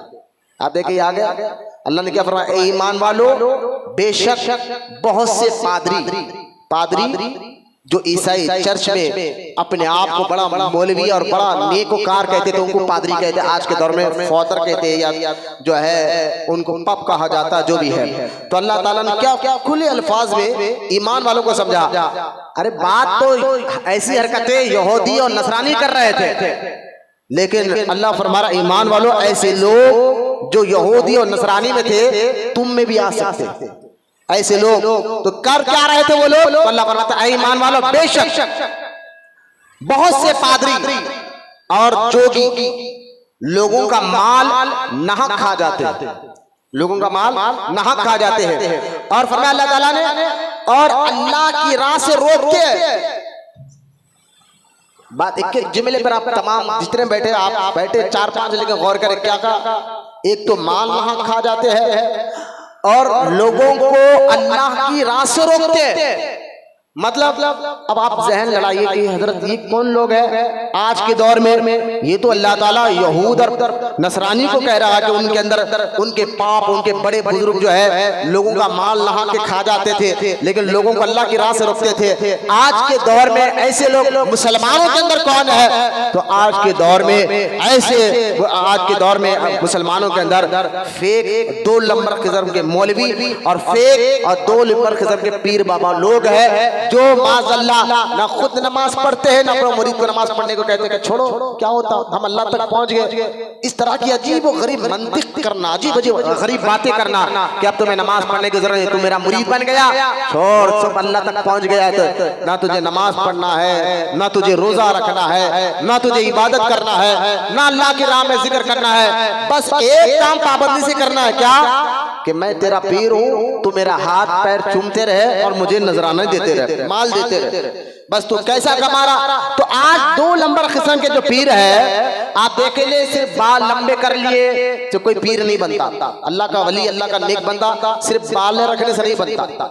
हाथ में 10-10 अंगूठियां पहनने वाला कोई अल्लाह का वली नहीं बन जाता। अल्लाह के वली की पहचान ये नहीं है कि बाल लंबे हो। अल्लाह के नेक और महबूब बंदों की पहचान ये नहीं है कि वो हाथ में 10-10 अंगूठी पहने, बल्कि अल्लाह के नेक और महबूब बंदों की यही पहचान नहीं है कि आज जो है ना लिबास, कुर्ता पैजामा, जुब्बा पहनने पर, सर पे इमामा पहने, 10-10 अंगूठियां पहने और नमाज गोल, तहरत के मसले कुछ याद नहीं है, ना वो नमाज के बारे में सही जानते हैं, ना रोजों के बारे में जानते हैं। आज सोशल मीडिया का दौर है, आपने देखा होगा रमजान मुबारक का ये महीना अभी अभी गुजरा है, उस पर किस किस्म के लोगों ने बैठकर कैसी कैसी बकवास की, यहाँ तक के मुसलमानों को, आज तक मुसलमान ने कभी ऐसी बात नहीं सुनी थी। एक मौलवी अपने आप को पीर बाबा कहने वाला कह रहा है, भाई तरावी की नमाज कोई जरूरी नहीं है पढ़ना। ये लीजिए सोशल मीडिया पर लोग वायरल कर दिया वीडियो, बात फैल गई, देखने वाला सर पे हरी टोपी पहने हुआ है, पीला शमला पहने हुआ है और कह रहा है नहीं नहीं नमाज तरावी पढ़ना कोई जरूरत नहीं है। आगे ना वो अल्लाह कहता बहुत से लोगों का माल भी खाते हैं और लोगों को अल्लाह की राह से रोकते हैं। अरे फर्ज नमाज में दुनिया की कंजूसी कर रहे हैं लोग, और आज ये सुन तरावी की नमाज जो 1400 साल से सुन्नत मुअक्कदा थी, उसके बारे में लोगों के जहनों में शक शुबा डाल दिया।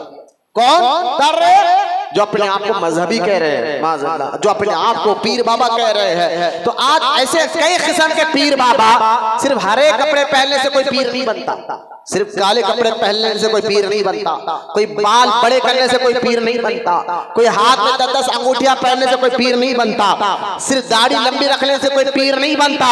पीर और अल्लाह के वली की पहचान क्या है? तो कुरान जो क़यामत तक के लिए हर मुसलमान उस पर ईमान भी रखता है, और कुरान वो कलाम है अल्लाह का जो क़यामत तक पर लोगों की हिदायत की बात करता है, सीधी राह की बात करता है। तो कुरान से पूछो, आप बताइए अल्लाह का कलाम कि वली कौन होता है? तो कुरान कहता है अला इन्ना औलिया अल्लाहि ला खौफुन अलैहिम वला हुम यहज़नून।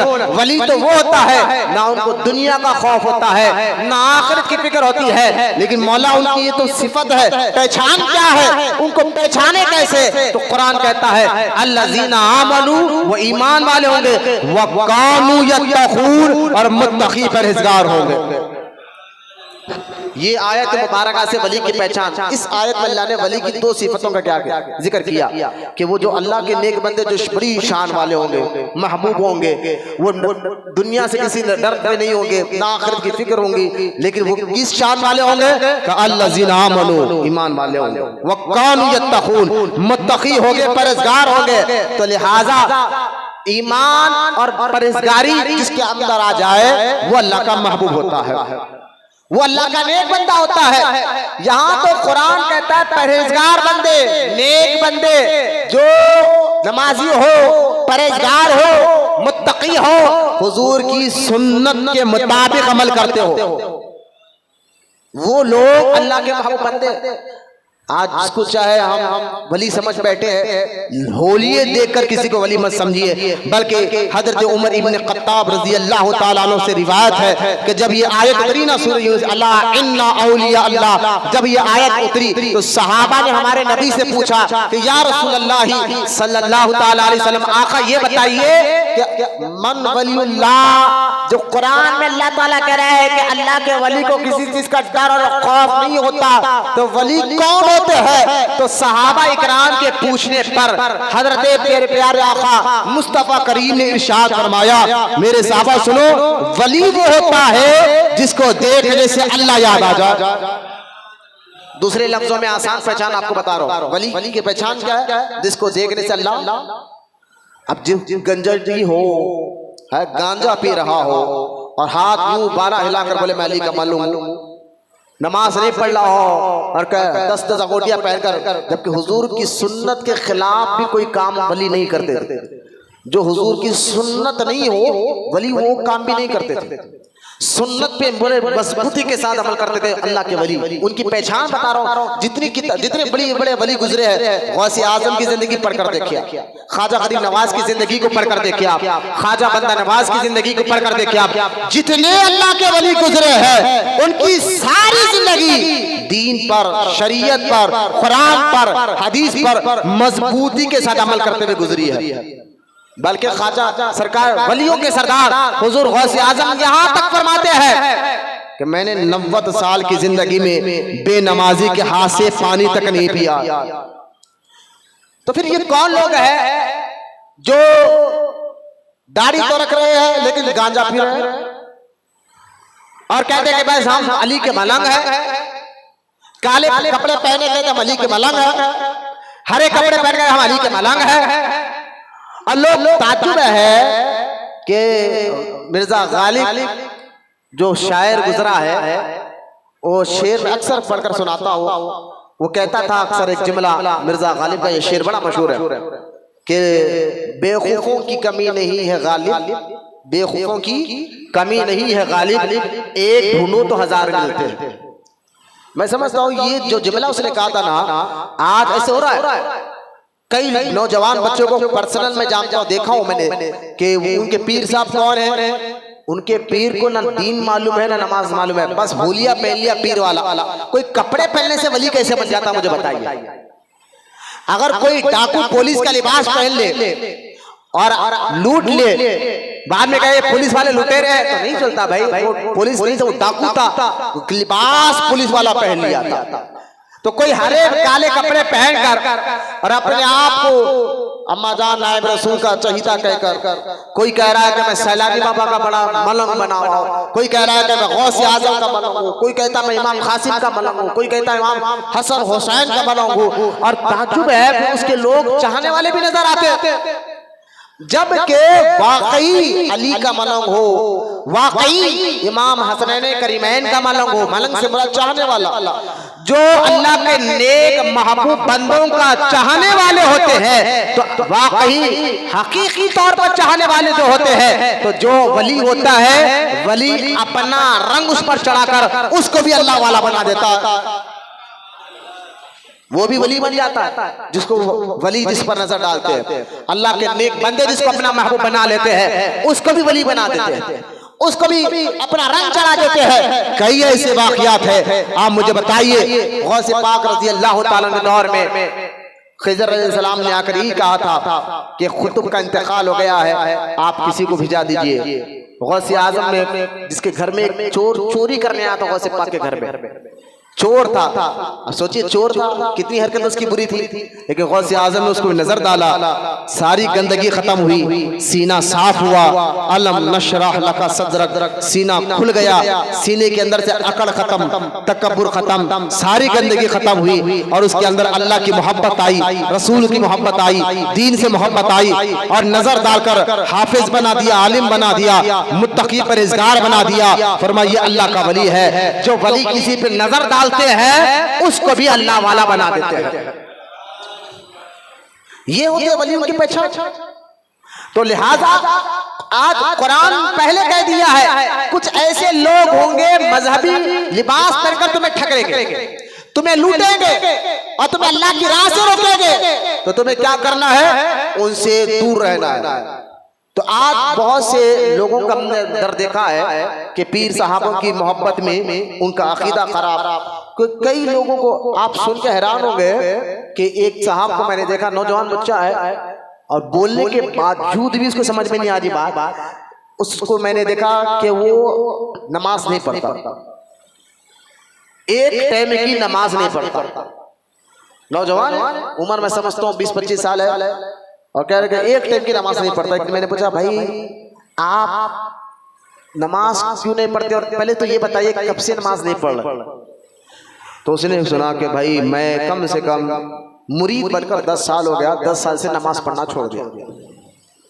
हाँ सच बात बता रहा हूँ, यही हैदराबाद की बात बता रहा हूँ, मैं पैदाइशी हैदराबादी हूँ, कोई महाराष्ट्र कर्नाटक से नहीं आया, यहाँ की बात बता रहा हूँ। ताज्जुब की बात, क्यों नमाज नहीं पढ़े भाई आप 10 साल से? तो बोले ना हमारे पीर मुर्शिद जो है, हमारे पीर साहब वो भी नमाज नहीं पढ़ते और वो पीर साहब ने कहा कि आप मेरे मुरीद बन जाओ, रही नमाज पढ़ने की जरूरत नहीं, रोजा रखने की जरूरत नहीं, इबादत करने की कोई जरूरत नहीं, शौक में देख लेता हूँ, बस एक काम करना, हमारा अदब करना और हमारे हाथ पैर चूमते रहना, हमें नजराने देते रहना, ये काम करना। ताज्जुब है ऐसे बेवकूफ लोगों के लोग मुरीद भी है, जबकि पीरी मुरीदी का ये मकसद ही नहीं था। जितने बुजुर्गान दिन गुजरे हैं उनकी आदतों को आप देख ले, अगर उनकी सोबत में बेनमाजी आता तो नमाजी बन जाता था, शराबी आता तो तौबा कर कर नेक बन जाता था, अरे उनकी सोबत में आने वाला चुवाड़ी होता, ये सूदखोर होता, तौबा कर कर वो भी अल्लाह का महबूब बन जाता था। तो आज के इस दौर में कुरान जो कह दिए वो हक होता, कुरान में आ गई ऐसे लोग रहेंगे जो तुम्हारा मजहबी लिबास पहनकर तुम्हारा माल खाएंगे, तुम्हारा पैसा खाएंगे। तो ये कुरान में आयत मुबारक आ गई तो आज ऐसे लोग आपको इस दौर में मिलेंगे। एक वजह यह भी है कि मुसलमान के अंदर तब्दीली नहीं आ रही है, मुसलमान के अंदर मिजाज में कोई तब्दीली नहीं आ रही है, उसके मिजाज के अंदर दिल दिमाग में कलमे का रंग नहीं चल रहा है और न दिल में कुरान को लेकर मोहब्बत, हदीस को लेकर मोहब्बत चल रही है। ये हाल आज मुसलमानों का हो गया। दुरूद शरीफ पढ़िए। आज मैं आपको बता रहा था कि ना अल्लाह बंदे के अंदर तब्दीली क्यों नहीं आती है, दुनिया की मोहब्बत, दूसरा फेक किस्म के मौलवी और फेक किस्म के बाबा लोग जो आज चल रहा, इतनी हरकतें खराब हो गई है कि आप मुझे बता, अभी जो मैं मिसाल दे रहा था कि बताइए नमाज पढ़ना बंदा छोड़ दिया पीर साहब के कहने पर कि बोले सब मैं देख लूंगा, अल्लाह रहम फरमाए।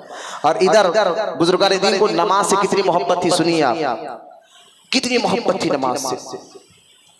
हजरत सैयदना सुल्तान नसीरुद्दीन महमूद रोशन चिराग दहलवी रहमतुल्लाह ताला अलैह, बेनमाजी अल्लाह का वली नहीं हो सकता, दाढ़ी कट्टा अल्लाह का वली नहीं हो सकता, हुजूर की सुन्नतें छोड़ने वाला वली नहीं हो सकता।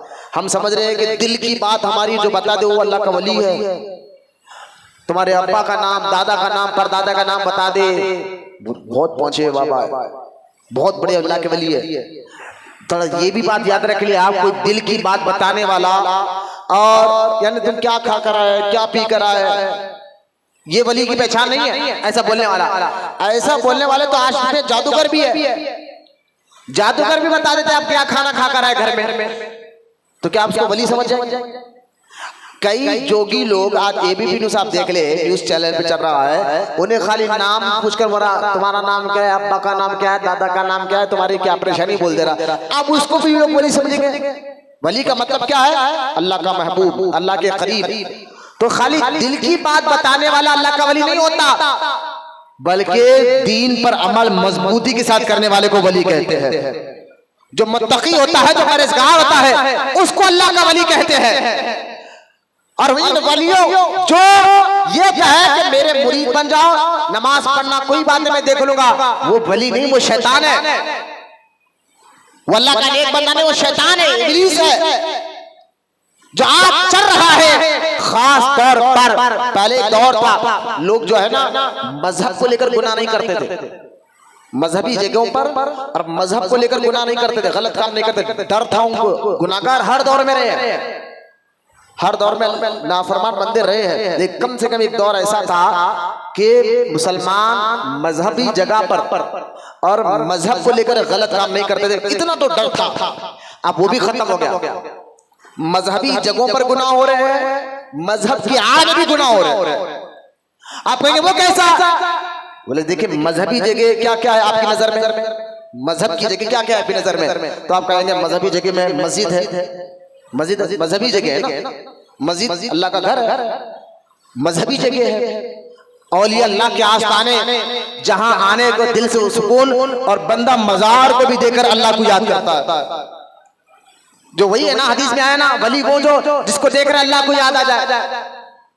तो आज बाजार को भी देखकर बंदा दुरूद पढ़ने बैठ जाता है, कुरान पढ़ते बैठ जाता है, अल्लाह की याद आ रही है।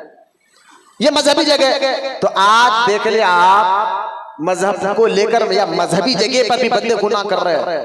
खौफ खत्म होगा, डर खत्म होगा लोगों को। क्यों? क्योंकि उनके अंदर दुनिया की मोहब्बत, आखिर की फिक्र खत्म हो गई। बोलेंगे आप कैसे बात कर रहे हैं, मस्जिद में क्या गुनाह हो रहा है? अरे भाई, मस्जिद में पहला गुनाह मैं आपको बताऊं, मस्जिद के मजहब को लेकर गुनाह जो हो रहा है, मजहबी जगहों पर जो गुनाह हो रहा है, कभी पहले आज से 70-80 साल पहले ऐसा नहीं होता था, आज हो रहा है। बोले क्या? पहला, मस्जिद के अंदर मुंह हाथ पोंछना, ये गुनाह आज हो रहा नहीं हो रहा, एक आम बात हो गई, बिल्कुल आम बात हो गई। कोई इसको समझने के तैयार नहीं है, समझने के लिए तैयार नहीं है, बोले तो गुस्सा। जबकि आज 70-80 साल पहले मुसलमान इतना तो जानता था कि मस्जिद के अंदर जाना है तो मुंह हाथ पैर घर में पहुंचकर या मस्जिद के बाहर पहुंचकर जाते थे, अदब के साथ जाते थे, चेहरे पे उनके अल्लाह का खौफ होता था, दिल में नमाज से मोहब्बत नजर आती थी। गुनाहगार मार्केट में गुनाह कर लेंगे भाई, लेकिन मजहब की जगह नहीं करना, ऐसा सोचती पहले के लोग। एक मस्जिद का अदब खत्म होगा मस्जिद के अंदर। दूसरा आप देख ले, आप मस्जिद के अंदर आज बैठकर फोन पर बात करना, मस्जिद के अंदर की बात कर रहा हूं, बैठकर फोन पर बात करना, यहां तक के सबसे पहले सब पे बैठे हुए हैं, फोन पे लगे हुए, और मालूम हुआ कि ये जनाब जो है सदर साहब है, नायब सदर साहब है, उनको तो पूछो मत, पता नहीं कि मस्जिद के अंदर सिर्फ आम मुसलमानों के लिए, उनके लिए है ही नहीं, वो तो सबसे ज्यादा चीख पुकार मस्जिद में करते नजर आते हैं। अरे भाई, आप न्यू सिटी जो बच्चे फिरते हैं वो उनके लिए मैं बह रहा हूं, आप जाकर देखें न्यू सिटी की मस्जिदों का हाल क्या है। जॉब पर जाने वाले, कारोबार पर जाने वाले बच्चे जो है, न्यू सिटी की मस्जिद में जो जिनका काम फिरना है, मार्केटिंग करना है, और सेठ से, कंपनी से मार्केट के नाम पर, मार्केटिंग के नाम पर निकल रहे हैं, और वो जाकर 3-3 घंटे मस्जिद में नमाज के बहाने खाना भी खा रहे, मस्जिद के अंदर बैठ के सो रहे भी, लेटे लेटे फोन में भी देख रहे, गेम भी खेल रहे, मस्जिद के अंदर बैठ के चल रहे हैं सारे काम। थोड़ा सा गौर करें, खौफ है अल्लाह का खौफ, मस्जिद के अंदर बैठ के काम कर रहे हैं कि बंदा जो है मस्जिद में बैठा हुआ है, फोन पे बात भी कर रहा, मस्जिद में बैठकर सो रहा भी, सोना, जबकि मस्जिद के अंदर सोना और खाना खाना ये दोनों हराम है। मस्जिद के अंदर बैठ सो जाना या खाना खाना हराम है। किसके लिए जायज था मालूम है? मुसाफिर के लिए। जो मुसाफिर है, जो अपने मकान से 100 किलोमीटर दूर गया, वो मुसाफिर, उसके लिए मस्जिद में बैठना, वो भी इत्तिकाफ के लिए से बैठकर खाना खाना, थोड़ी देर सोना, मुसाफिर के लिए जायज था, मुकामी लोगों के लिए नहीं था। लेकिन आज मस्जिदों का हाल देख लिया, मजहबी जगहों पर गुनाह, मार्केट में तो गुनाह चल रहा है, कारोबार को लेकर झूठ, गीबत, घरों में नाफरमानी, और जो है जो सब चल नहीं रहा है, लेकिन मजहबी जगहों पर अल्लाह को नाराज करने वाले का। मस्जिद को आप देखें कि आज मस्जिद जो है, मस्जिद अल्लाह का घर नहीं रहा, माज़अल्लाह के लिए अब्बा का ध्यान खाना हो गया। जैसा चाहे आओ, अरे बोलेंगे तो भाई हम चंदा नहीं दे रहे क्या, टॉयलेट को इस्तेमाल करके बोलेंगे हम चंदा नहीं दे रहे क्या। चंदा भी क्या है सबको मालूम है, मस्जिद के अंदर चंदा, अगर कोई आ गए चंदा मांगने वाले मस्जिद का, मोहल्ले वालों के पास, तो उनको 100 रुपए 50 रुपए दे देते। वही हमारे फोन में 1-1 हजार रुपए का रिचार्ज हो रहा है, इंटरनेट का रिचार्ज हो रहा है, लेकिन मस्जिद के लिए 100 रुपए देंगे और 100 बातें भी करेंगे। तो खैर, मजहबी जगहों पर भी जो गुनाह हो रहे आज के दौर में, तो असल में बंदे के अंदर से आखिरत की फिक्र खत्म हो गई, दुनिया की मोहब्बत, और ऐसे ढोंगी पीरों को देखकर उसकी मिजाज ही तब्दील हो गई है, ना नमाज पढ़ने दिल लग रहा है मस्जिद के अंदर रहकर। जबकि हदीस में आता है कि मस्जिद अल्लाह की बारगाह में जाकर अल्लाह से शिकायत करती है कि या अल्लाह, तेरे बंदे तेरे घर का अदब करना भूल गए। हदीस में आता है, तेरे बंदे तेरे घर का अदब करना भूल गए, बल्कि मेरे तेरे घर में आकर दुनिया की बातें कर रहे हैं, उसका चीख पुकार कर रहे हैं, गाली गलौज कर रहे हैं, लड़ाई झगड़े कर रहे हैं। अरे जब तुम अल्लाह ताला को नाराज ऐसी हरकतें करोगे तो कुरान में अल्लाह फरमाता है कि इस जालिम पर हम दूसरे जालिम को मुसल्लत करते हैं। आज यही हाल मुसलमानों का हो रहा है। दीन को लेकर, हदीस को लेकर, मस्जिदों को लेकर, मजहबी जगहों को लेकर मुसलमान उसकी अहमियत करना छोड़ दिए तो आज जालिम हुक्मरान हम पर हुकूमत भी कर रहे हैं और नए नए बिल पार्लियामेंट में पास होकर हमारे प्रॉपर्टी और वक्त की प्रॉपर्टी खींचना भी चाहते हैं। उसकी वजह क्या है? ऐसे लोग हम पर क्यों मुसल्लत हो रहे हैं? हम कौन सा अच्छा काम कर रहे हैं अल्लाह को राजी करने वाला? ये आपको मुझे दोनों को भी सोचना चाहिए। हम भी सोचेंगे, मैं भी सोचता हूँ, आप भी सोचेंगे। आप मुझे बताएं, दिल पे हाथ रखें, मस्जिद में हो रहा है ऐसे काम? आप मार्केट की मस्जिदों में जाकर देखें क्या हाल है मस्जिदों का। चीख पुकारा, बातचीत, गाली गलौज तक चल रहे भाई। आपने ये अगर जो सोशल मीडिया, तो सोशल मीडिया हर कोई देखता है, देखता होगा तो देखा होगा कि मस्जिद के अंदर लड़ाई झगड़े हो गए, मारा मारी हो रही। तो मजहब पहले दौर क्या था? लोग अल्लाह गुनाह भी करते तो मजहबी जगह पे नहीं करते थे। आज क्या हो गया कि आज मार्केट छोड़ दे आप, मजहबी जगहों पर अल्लाह को नाराज करने वाले काम हो रहे हैं। और दूसरा, ये बुजुर्गान दीन के आस्थाने या औलिया अल्लाह के आस्थाने, जब से इन आस्थानों के मुजावर और मुतवली जाहिल लोग बने, अनपढ़ लोग, दीन के खिलाफ, कुरान के खिलाफ, जितने हर मुजावर की बात नहीं करो, ज्यादातर जितने मुजावर और मुतवली दरगाहों को लेकर, मज़ारों को लेकर, और जो जाहिल है मैं उनकी बात कर रहा हूँ, हर मुतवली की बात नहीं कर रहा हूं। जब से अनपढ़ जाहिल किस्म के मुतवली दरगाहों के मुजावर बन गए, उर्स के नाम पर जो है बाजा बजाया जा रहा है, म्यूजिक बजाई जा रही है, नाशम हो रहा है, कूदना हो रहा है, मजाक। औलिया अल्लाह के आस्थाने इन मजार में रहने वाले बुजुर्गान से पूछो कि कभी उन्होंने म्यूजिक पर माज़अल्लाह म्यूजिक को पसंद किया है? तो मजार से ही आवाज आएगी, म्यूजिक तो शैतान की अज़ा है, हमने तो सारी जिंदगी अल्लाह की रिजा पे काम किया है, अल्लाह को नाराज करने वाला काम कभी नहीं किया है बुजुर्गान दीन ने।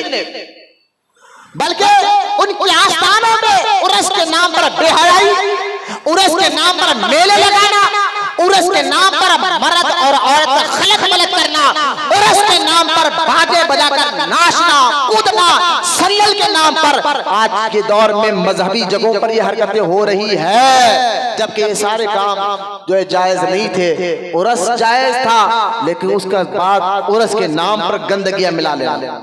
तो आज दौर चल रहा है मजहबी जगहों पर, तो आज हमारे अंदर तब्दीली क्यों नहीं आ रही है? हम समझ ही रहे हैं कि बस हम पीर साहब के, वो भी ढोंगी पीर, सच्चे पीर की बात नहीं करो। सच्चे पीरों को अल्लाह की इबादत, नमाज से और दीन से कितनी मोहब्बत रहती है। मैं आपको वही बात सुनाने जा रहा था।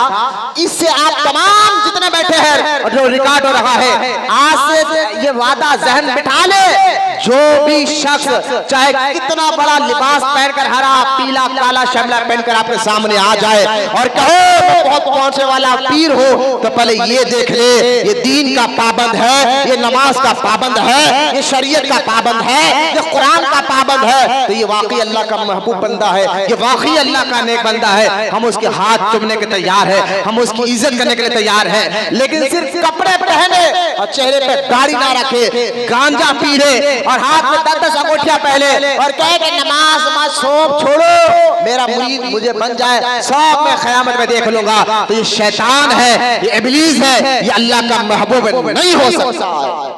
क्यों? क्योंकि वलियों को दीन से बड़ी मोहब्बत होती है, नमाजों से वलियों को बड़ी मोहब्बत होती है।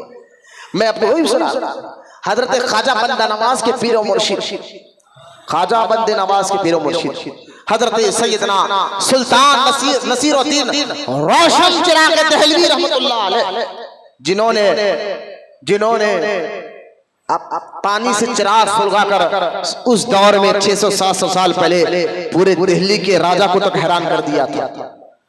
इसलिए आपको रोशन चिराग दहलवी कहा जाता था। दिल्ली में इनका मजार है। इनके दौर में उस दौर के बादशाह तुगलक बादशाह बहुत इनको सताया करता था। सुल्तान नसीरुद्दीन रोशन चिराग दहलवी बहुत सताया करता था। यहां तक कि क्यों सताता था? कि देखिए हर दौर में अच्छे लोगों के भी दुश्मन होते हैं, उनसे जलने वाले। तो कुछ लोग ऐसे पैदा हो गए थे जो बार बार जाकर राजा के कान में जाकर बोलते थे, ये जो फकीर है ना नसीरुद्दीन महमूद। तो बादशाह कहता हाँ क्या हुआ? बोले नहीं बादशाह आप समझ नहीं रहे, ये जो फकीर बैठा ना खानखा में दिल में, हाँ आप कभी गौर किया? आपने फरमाया क्या चीज गौर करना है? राजा ने पूछा क्या चीज गौर करना है?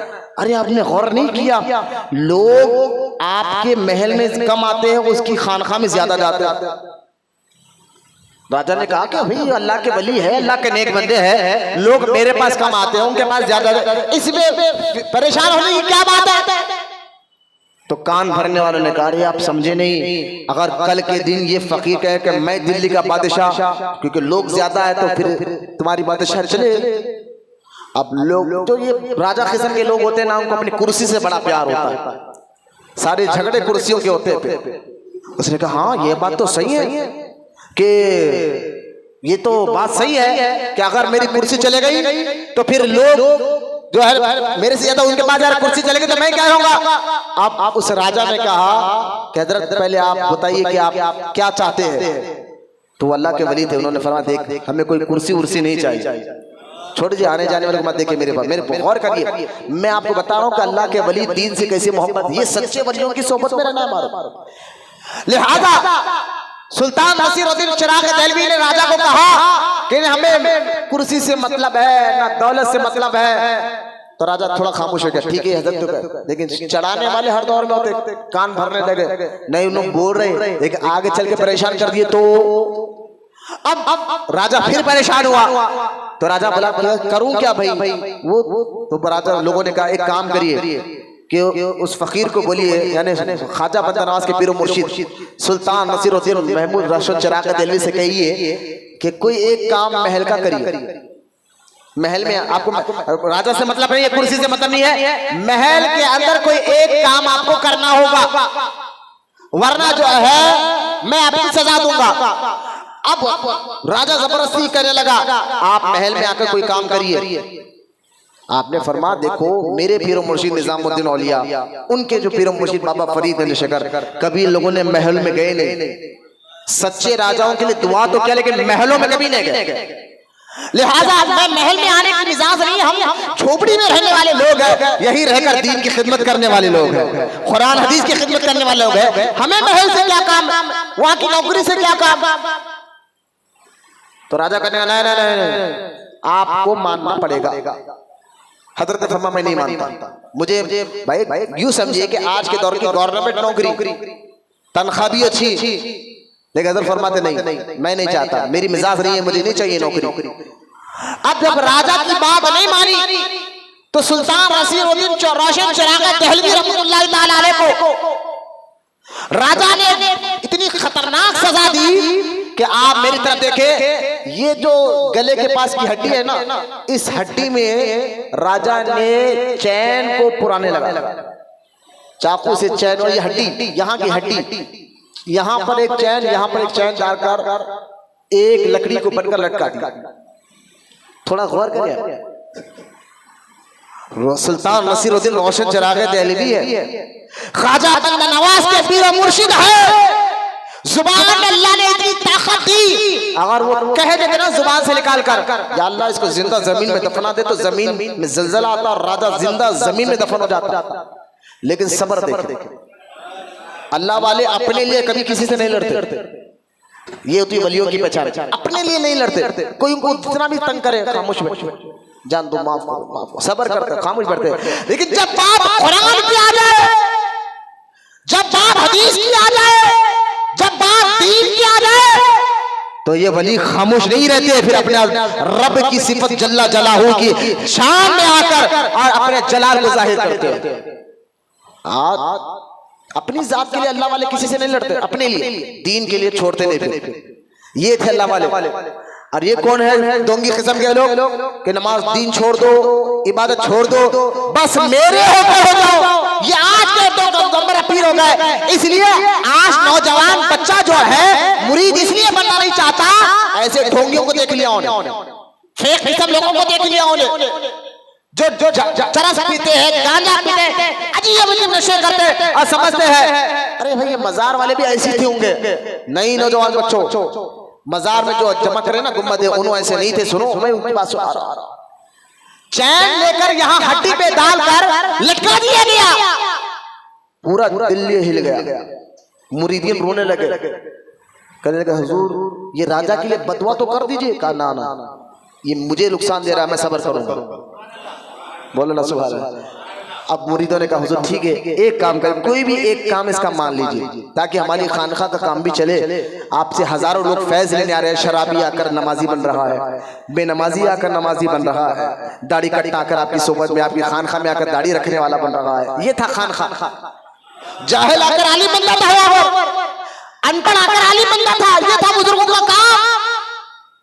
लोगों ने कहा हुजूर कोई एक काम मान लीजिए, आपकी जात से लोगों को बहुत फायदे हैं, आपकी वजह से लोगों में बहुत तब्दीली आ रही है, कम से कम दीन की खिदमत के लिए मान लीजिए। अब हजरत सुल्तान नसीरुद्दीन रोशन चिराग दहलवी रहमतुल्लाह अलैह, आपने फरमाया राजा से ठीक है कोई एक काम बता दे, मैं तेरा काम कर लूंगा। आप जितने बैठे ऐसा ठंडे दिमाग से सोच के बताइए। हजरत को उसने इतनी बड़ी तकलीफ दी, लेकिन हजरत उसके लिए बदवा, कोई बदवा दी? सबर क्यों? हजरत फरमा रहे कि मुझे तंग करा ना, करने कोई मसला नहीं। अब राजा ने कहा ठीक है एक काम तो करना होगा, मैं आपको आजाद करूंगा। हजरत फरमा क्या काम करना है? कि रोजाना जब मैं महल में तैयार होकर बाहर निकलता हूं तो एक राजा क्या करता था, ऊपर एक कोट पहनता था, उस कोट को डोरी से बनते थे। तो राजा ने कहा एक काम करिए, जब मैं वो कोट पहनूंगा और कोट पहनकर जो डोरी बनना है, कोट पहनाकर आपका काम डोरी बनना होगा, ये आपकी ड्यूटी। आपने कहा ठीक है, तो जब भी बाहर निकलेगा मैं तुझे कोट पहनाकर डोरी बन दूंगा और तू अपने काम पे चले जा। राजा खुश हो गया, छोड़ दिया, जंजीरा निकाल दिया गई। अब रोजाना बादशाह जाता महल के बाहर तो खुद इतने बड़े बुजुर्ग, उम्र उनकी 70-80 साल हो गई थी, लेकिन राजा को डर था ना अपनी कुर्सी का, जुल्म कर रहा था आप पर। आप सह रहे, सब्र कर। ये होते अल्लाह के वली। गौर से सुने, चरसी बेनमाजी नहीं होते। गौर करें, रोज जाते बादशाह को ऊपर से कोट पहनाते, रस्सी बांध देते, कोट की डोरी बांध देते, बादशाह निकल जाता, ये अपने खानखा में आकर दीन के काम में लग जाता। सारा दिन का काम, रात में अल्लाह की इबादत, ये सारा काम चलता। लेकिन उस दौर के दुश्मनों को ये भी बर्दाश्त नहीं हुआ, अरे राजा तो आसान काम दे दिया इनको, नेक लोगों के दुश्मन जरूर होते। अब हमारे सच हम बात बोले गुस्सा आ जाता, हमारे को ऐसा बोले तो चल रहा, दुश्मन तो होते कि वली जब सच बोलता है तो लोग चलने वाले भी पैदा हो जाते हैं। लिहाजा राजा को जाकर कहा हजरत ये तो आसान काम दे दिया आपने, काम करिए, इनको नमाज से बड़ी मोहब्बत है। अब आगे बात, जितने बैठे ये आंख पे हाँ करके जो नाच रहे ना, हमारे पे गौसे पाक की सवारी आ रही है, उनकी हरकतें देख भी देखा आपने, ना नमाज की, ना रोजे के, ना इबादत के। पहले तो कोई वली किसी के आंख पे आता नहीं, लेकिन जो नाम लेते ना हमारे पर बहुत बड़े बुजुर्ग आंख पर आते हैं। अरे तहज्जुद की बात है, औरतें तक नाचते हमारे पर, गरीब नमाज आ रहे हैं आंख पर, जबकि दीन में गैर औरत को देखना भी जायज नहीं है, तो अल्लाह का ये औरत क्या हम आ जाएगा क्या? अच्छा वही बात हो गई कि बेखूबों की कमी नहीं है, खाली एक दोनों तो हजार मिलते हैं। और ऐसी औरतें जिनके आंख पे माज़अल्लाह खबीस जिन के सिवा कोई नहीं होता, नाच नाच कर औरतें बोल रही है हमारे फला बुजुर्ग आ गए, फला बुजुर्ग आ गए, तो उनको घेरे हुए लोग भी रहते है। ऐसा हो रहा, आज तो कोई भगोना लेकर नाचता है, कोई बर्तन लेकर नाचता है, कहता है भोला बुजुर्ग आंख पर आ गए हैं, ये नाचने कूदने वाले बुजुर्ग रहेंगे। अरे जो बुजुर्गाने दीन वाकई वली होते हैं, वो उनकी आदतें, उनके मिजाज में आपको बता रहा हूं कि देखे कि वो कैसे इबादत गुजार और अल्लाह और रसूल से, दीन से मोहब्बत करने वाले लोग होते थे। ऐसे लोगों को देखो, इनको मत देखो कभी। अब बादशाह को कान भरे गए, एक काम करिए हजरत, जब असर के टाइम आप बाहर निकलते, नमाज असर का टाइम होगा, जब एक काम करिए, जान बुझ के जरा देर से निकलिए, नमाज का वक्त टल जाना, नमाज का वक्त टल जाना, उसके बाद आप बाहर निकलिए, ताकि ये राजा यानी बदमाश चाहते थे कि नमाज छूटना, बदमाश लोग क्या चाहते थे कि नमाज छूट जाना, और आज ढोंगी किस्म के पीर क्या जाते हैं, मैं भी बेनमाजी तू भी बेनमाजी लेकिन जन्नत कंफर्म है। वली ये नहीं होते थे जो कुरान का जिक्र करे, दो लंबा पीर जो पादरी और जोगी को जिक्र कुरान कर रहा है सूरह तौबा में। ऐसे लोगों से वजह से आज लोग नमाजों से दूर, इबादत से दूर हो रहे हैं। लेकिन जो सच्चे वली होते थे, आओ मैं उनको बताता हूं उनको नमाज से कैसी मोहब्बत थी। अब राजा असर का टाइम हो गया, ये अल्लाह के वली ख्वाजा बंदा नवाज के पीरो मुर्शिद हाय हाय राजा का कोट लेके बेचैन हो रहे। क्यों बेचैन हो रहे? नमाज की। बोलो ना सुभान अल्लाह। ये थे अल्लाह के वली। किसको वली समझ? नमाज के लिए बेचैन हो रहे हैं। आप इधर से इधर डर रहे, इधर से इधर डर रहे, कब राजा बाहर आता, कब कोट पहनो, कब नमाज के लिए जाओ। और राजा तो बदमाशी सुधरी हुई थी बादशाह, वो तो सोच कर था कि आज नमाज का वक्त टले बाद बाहर जाऊंगा। अल्लाह अकबर। वो आखिरी वक्त में नमाज का वक्त करीब आ गया, आखिरी वक्त बचा हुआ जब बाहर आए रूम के। अब मुझे बताइए, हजरत को उसने जंजीर यहाँ सीने पे जंजीर चुबा कर लटका दिया, हजरत को जलाल नहीं आया था, सबर कर रहे थे हजरत, कुछ नहीं बोले उसको, खामोश हो गए। लेकिन जब उसने नमाज के लिए हजरत को छेड़ा, दीन के लिए, नमाज के लिए, अब हजरत का जलाल बढ़ गया। ये थे वली, ये होते अल्लाह के नेक बंदे, ये होते अल्लाह के महबूब बंदे। ये दो नंबर पीर नहीं जो हाथ पैर चुमा कर कहे कि जाओ आखिर में जो होगा देखा जाएगा, नमाज छोड़ो, इबादत छोड़ो, नहीं। वली तो वो है कि नमाज छूट रही है, बेचैन हो गए। और इधर से राजा बाहर आया, अब जलाल आ गया कि तू मेरे नमाज के लिए रुकावट बनेगा। जलाल आ गया और उसको कोट पहनाते पहनाते, रस्सी बांधे बांधे एक जुमला मुंह से निकाला। बोलो ना सुभान अल्लाह। एक निकला जुमला मुंह से इस वली के, और मैंने कहा ये जुमला अगर वो पहले निकाल देते तो भी वो मर जाता था। क्या निकला जुमला? रस्सी बांधते बांधते हजरत सुल्तान नसीरुद्दीन रोशन चिराग दहलवी ने डोरी को बांधते हुए कहा, बांधे नसीर, जुमला गौर करें, बांधे नसीर खोले गस्साल, बांधे नसीर खोले गस्साल। इतना कहा, डोरी बांध दिया और फौरन चले गए। और नमाज के लिए जो मकरू वक्त आ गया था, मजबूर थे नमाज अदा कर लिया। अब मुझे बताइए, इतना तंग करा, गुस्सा आया उनको रस्सी से जंजीर से बन के टटका, गुस्सा आया उनको। लेकिन जब दीन पर रुकावट करने लगा, नमाज के लिए रुकावट करने लगा, जलाल इतना आया कि रस्सी डोरी बांधते बांधते कहा, बांधे नसीर खोले गस्साल, ये कहकर चले गए। और इधर राजा बाहर निकला, कुछ दूर जाकर घोड़े से नीचे गिरकर मर गया। बस नीचे गिरा, मर गया, रूह निकल गई। और जब उसको घर में लाया गया, गुस्ल का वक्त आया तो गस्साली आकर खोल रहा है। ये है अल्लाह वाले, जहां दीन की बात आ जाए फिर वो खामोश नहीं होते। तो किसको हम समझ रहे हैं?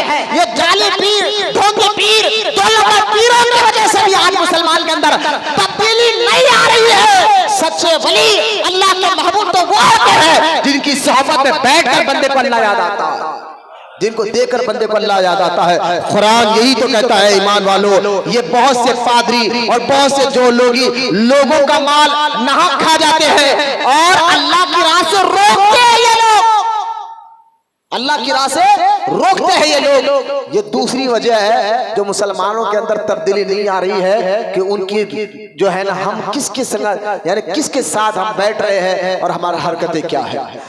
वली कौन होता? अगर मैं इस पर बात करूं तो वक्त बहुत लग जाएगा। बस वली वो नहीं होता जिसको हम समझे कि हवा में उड़कर बता दे। हुजूर गौस पाक रज़ी अल्लाह ताला अन्हु फरमाते हैं कि अगर तुम्हारी आंखों के सामने, गौस पाक का कौल है, गौस आजम वक्त करीब आ रहा है, बिल्कुल तवज्जो से सुने। गौस आजम फरमाते हैं, अगर तुम्हारे आंखों के सामने कोई हवा में उड़कर बताए और कोई पानी पर चलकर भी बताए तो उसको उस वक्त तक अल्लाह का वली, अल्लाह का महबूब मत समझो जब तक ये ना देख लो वो बेशक कुरान हदीस का पाबंद है या नहीं है। अगर वो दीन का पाबंद है, कुरान हदीस का वो पाबंद है, तो वो उसकी करामत है। जहां दीन का वो पाबंद नहीं है तो समझ जाओ शैतान है, वो इब्लीस है। ऐसा काम तो इब्लीस भी कर बता सकता। तो हर चमकते सूरज को सलाम करना छोड़िए, हर कपड़े पहनने वालों को वली बनाना छोड़िए, ऐसे ढोंगी 2 नंबर पीर के कुरान कहता है कि करीब मत जाओ और उनकी सोहबत मत रहो। आज यही वजह है कि हमारे तरफ दिल नहीं आ रही है। और कुरान और जगह फरमाता है, तवज्जो फरमाए, आज तीसरी वजह हमारी संगत किसके साथ है, ये भी डिबेट करता है। जब तक हमारी संगत अच्छे लोगों के साथ रहेगी तभी हमारे अंदर नमाज के लिए, इबादत के लिए और सोहबत हमारी अच्छी रहेगी, तो हम जो है इबादत में, दीन में, मिजाज में हमारी तब्दीली आएगी, मस्जिद में भी दिल लगेगा, नमाज में भी दिल लगेगा। जहां हमारी सोहबत गलत हो गई तो फिर नमाज एक रस्म बन जाएगी हमारे लिए, इबादत एक रस्म की इबादत, बस नेकी करो, बस समझ गए, नमाज पढ़ लिया, बस जो चाहे करो। तो एक वजह, तीसरी वजह पर मैं बात कर रहा हूं कि तीसरी वजह क्या है, हमारी सोहबत किसके साथ है, हम क्यों तब्दील नहीं हो रहे हैं। पहली वजह दुनिया की मोहब्बत, सारी डिटेल मैंने बयान कर दिया। दूसरी वजह ढोंगी पीर और ढोंगी किस्म के मौलवी जो दीन को बेचने का काम करते हैं, उनको देखकर भी लोग दीन से बेजार हो रहे हैं। तीसरी अहम वजह जो आज के दौर में बहुत जरूरी है वो है सोहबत। किसकी संगत आप बैठ रहे, ये आपके मिजाज को तब्दील करने की बहुत बड़ी वजह बनती है। कुरान कहता है, अल्लाह ताला इरशाद फरमाता है सूरह हूद और आयत नंबर 113 में अल्लाह फरमाता है, वला तरकनू इलल लजीना ज़लमू फतमस्सकुमुन नार। अल्लाह फरमाता है, और तवज्जो से सुने, और अल्लाह फरमाता है वला तरकनू, और जालिमों की तरफ ना झुको, और वला तरकनू इलल लजीना ज़लमू, और जालिमों की तरफ ना झुको, फतमस्सकुमुन नार, वो तुम्हें आग, वरना तुम्हें आग छुएगी। जालिमों के साथ मत झुको वरना तुम्हें आग छुएगी। और अल्लाह फरमाता है, वमा लकुम मिन दुनिल्लाहि मिन औलिया सुम्मा ला तुनसरून। अल्लाह फरमाता है, और याद रखो अगर तुम जालिमों के साथ बैठोगे तो तुम्हारा अल्लाह के सिवा तुम्हारा कोई हिमायती और मददगार नहीं बनेगा। लिहाजा ये आयत मुबारका की तफसीर में उलमा फरमाते हैं कि किसके साथ मत बैठो, बोला अल्लाह ताला, जालिमों के साथ। किसके साथ? जालिमों के साथ अल्लाह कहता है। अच्छा मत बैठो नहीं, कुरान कह रहा है वला तरकनू इलल लजीना ज़लमू। एक एक जुमले पर मैं बात खत्म करूं इसी आयत पर, इंशाल्लाह आने वाले जुम्मा में अल्लाह जिंदगी रखा तो इस आयत पर आगे बात करेंगे, लेकिन एक जुमले गौर करें। अल्लाह ताला ये नहीं कह रहा है कि और जालिमों के साथ मत बैठो, बल्कि अल्लाह ये कह रहा है और जालिमों के साथ तुम्हारा दिली झुकाव भी, बैठना तो दूर की बात है, जालिम लोगों के साथ तुम्हारे दिल में नरमी भी ना होना चाहिए। उनके लिए तुम्हारे दिल में कोई नरमी भी, तुम्हारा दिल का झुकाव जालिमों के साथ, अरे बैठना तो दूर की बात है, तुम्हारे दिल में उनके लिए मोहब्बत भी नहीं होना चाहिए। तुम्हारे दिल में जालिमों के लिए मोहब्बत भी नहीं होना चाहिए। तुम्हारे दिल में जालिमों के लिए अदब भी नहीं होना चाहिए। तुम्हारे दिल में, या ईमान वालों को अल्लाह कह रहा है, तुम्हारे दिल में जालिमों के लिए अदब, मोहब्बत, इज्जत, बैठना तो दूर की बात है, तुम्हारा दिल का झुकाव की तरफ होना भी नहीं चाहिए, वरना अल्लाह फरमाता है तुम्हें जरूर आग छुएगी, यानी तुम्हें सजा मिलेगी। अच्छा यहाँ अब सवाल उठा, ठीक है जालिमों के साथ दिल में नरमी होना चाहिए, जालिम के लिए दिल में नरम होना नहीं चाहिए, दिल में मोहब्बत, लेकिन सवाल ये उठता है इन जालिमों से मुराद कौन है? किसके खिलाफ अल्लाह कह रहा है जालिम से मुराद कौन? और कुरान खुले आम ये कह रहा है उनके साथ तुम्हारे दिल में नरमी नहीं होना चाहिए। तो पहले समझना है कि जालिम कौन है, जालिम किसको कहा जाता है। तो तफसीर में आता है कि जालिमों से मुराद, पहला जालिमों से मुराद मुशरिकीन और काफिर। सबसे पहले कौन? मुशरिकीन और काफिर लोग जो दीन, अच्छा उनसे मतलब क्या बिला वजह से लड़ना नहीं, बिला वजह लड़ना नहीं, लेकिन उन मुशरिकों और उन काफिरों के हर काम में हाँ में हाँ मिलाना, ये अच्छा काम हो रहा है। समझ के कुछ पार्टी के दलालों के बारे में जो कह रहे कि नहीं ये बिल जो पास हुआ है ना ये अच्छा पास हुआ है। देखिए बिल, आप, मैं सियासी तकरीर का मैं आदी नहीं हूँ, लेकिन मैं एक बात आपसे शेयर करना चाहता हूँ ताकि आप बात में समझे ये जो बिल आया है पार्लियामेंट में, अजी मौजूदा हालत चल रहा तो बात करना भी तो जरूरी है, ये कुरान का हुक्म भी है। मैं हालात कुछ चल रहे हैं, मैं बात कुछ कहूँ। पार्लियामेंट में जो बिल आया है, मैं एक ईमानदारी से मैं आपके सामने एक बात कर रहा हूँ, शायद मेरी बात से आप इत्तेफाक रखेंगे। मैं बिल की तायद नहीं कर रहा हूँ उसके अंदर, क्योंकि वक्फ की जमीन के बारे में ये कहा जा रहा है कि अब हुकूमत इसका फैसला करेगी, ये तो गलत है। लेकिन मुझे एक बात बताइए कि कुरान में अल्लाह ताला फरमाता है, एक और आयत मुबारक है कि हम जालिमों पर जालिम को मुसल्लत करते हैं, जालिमों पर जालिमों पर जालिम को अल्लाह मुसल्लत करता है। ना मैं किसी पार्टी के खिलाफ हूँ, ना मैं सियासी बात कर रहा हूँ, ना कोई लीडर मेरे दिल दिमाग में मेंबर पर बैठ कर कह रहा हूँ कोई पार्टी कोई लीडर, ना मैं पार्टी की बात कर रहा हूँ। लेकिन मैं इस बिल के बारे में एक दर्द आपके सामने रख रहा हूं, शायद मेरी बात पर इत्तेफाक करेंगे। और ना मैं इस मसले को ना मैं इस बिल की तायद कर रहा हूं, मैं तो कह रहा हूं जो मुशरिकीन काफिर कि हर काम में हाँ मिलाते, ये भी अल्लाह को पसंद नहीं। लेकिन मैं आपको ये कहना चाहता हूं, मुझे बताइए कि वक्फ प्रॉपर्टी से फायदा था किसको? ईमानदारी से हर कोई ये बात जानता है, सोशल मीडिया का दौर है, आज के दौर में वक्फ प्रॉपर्टी से फायदा जो है, दस्ती अंदर रखो, लिहाजा वक्फ प्रॉपर्टी से फायदा 3 लोगों को था। आप देख ले, जरा रिसर्च कर देख ले, 3 लोगों को वक्फ प्रॉपर्टी से फायदा था। गरीब मुसलमान को कोई फायदा नहीं हुआ, मिडिल क्लास मुसलमान भी कुछ फायदा नहीं उठा सका। 3 किस्म के लोगों को वक्फ प्रॉपर्टी से बड़ा फायदा हुआ। वो क्या? किन किस्म के? कौन? एक रोडियों को, दूसरे पहलवानों को, तीसरे लीडरों को।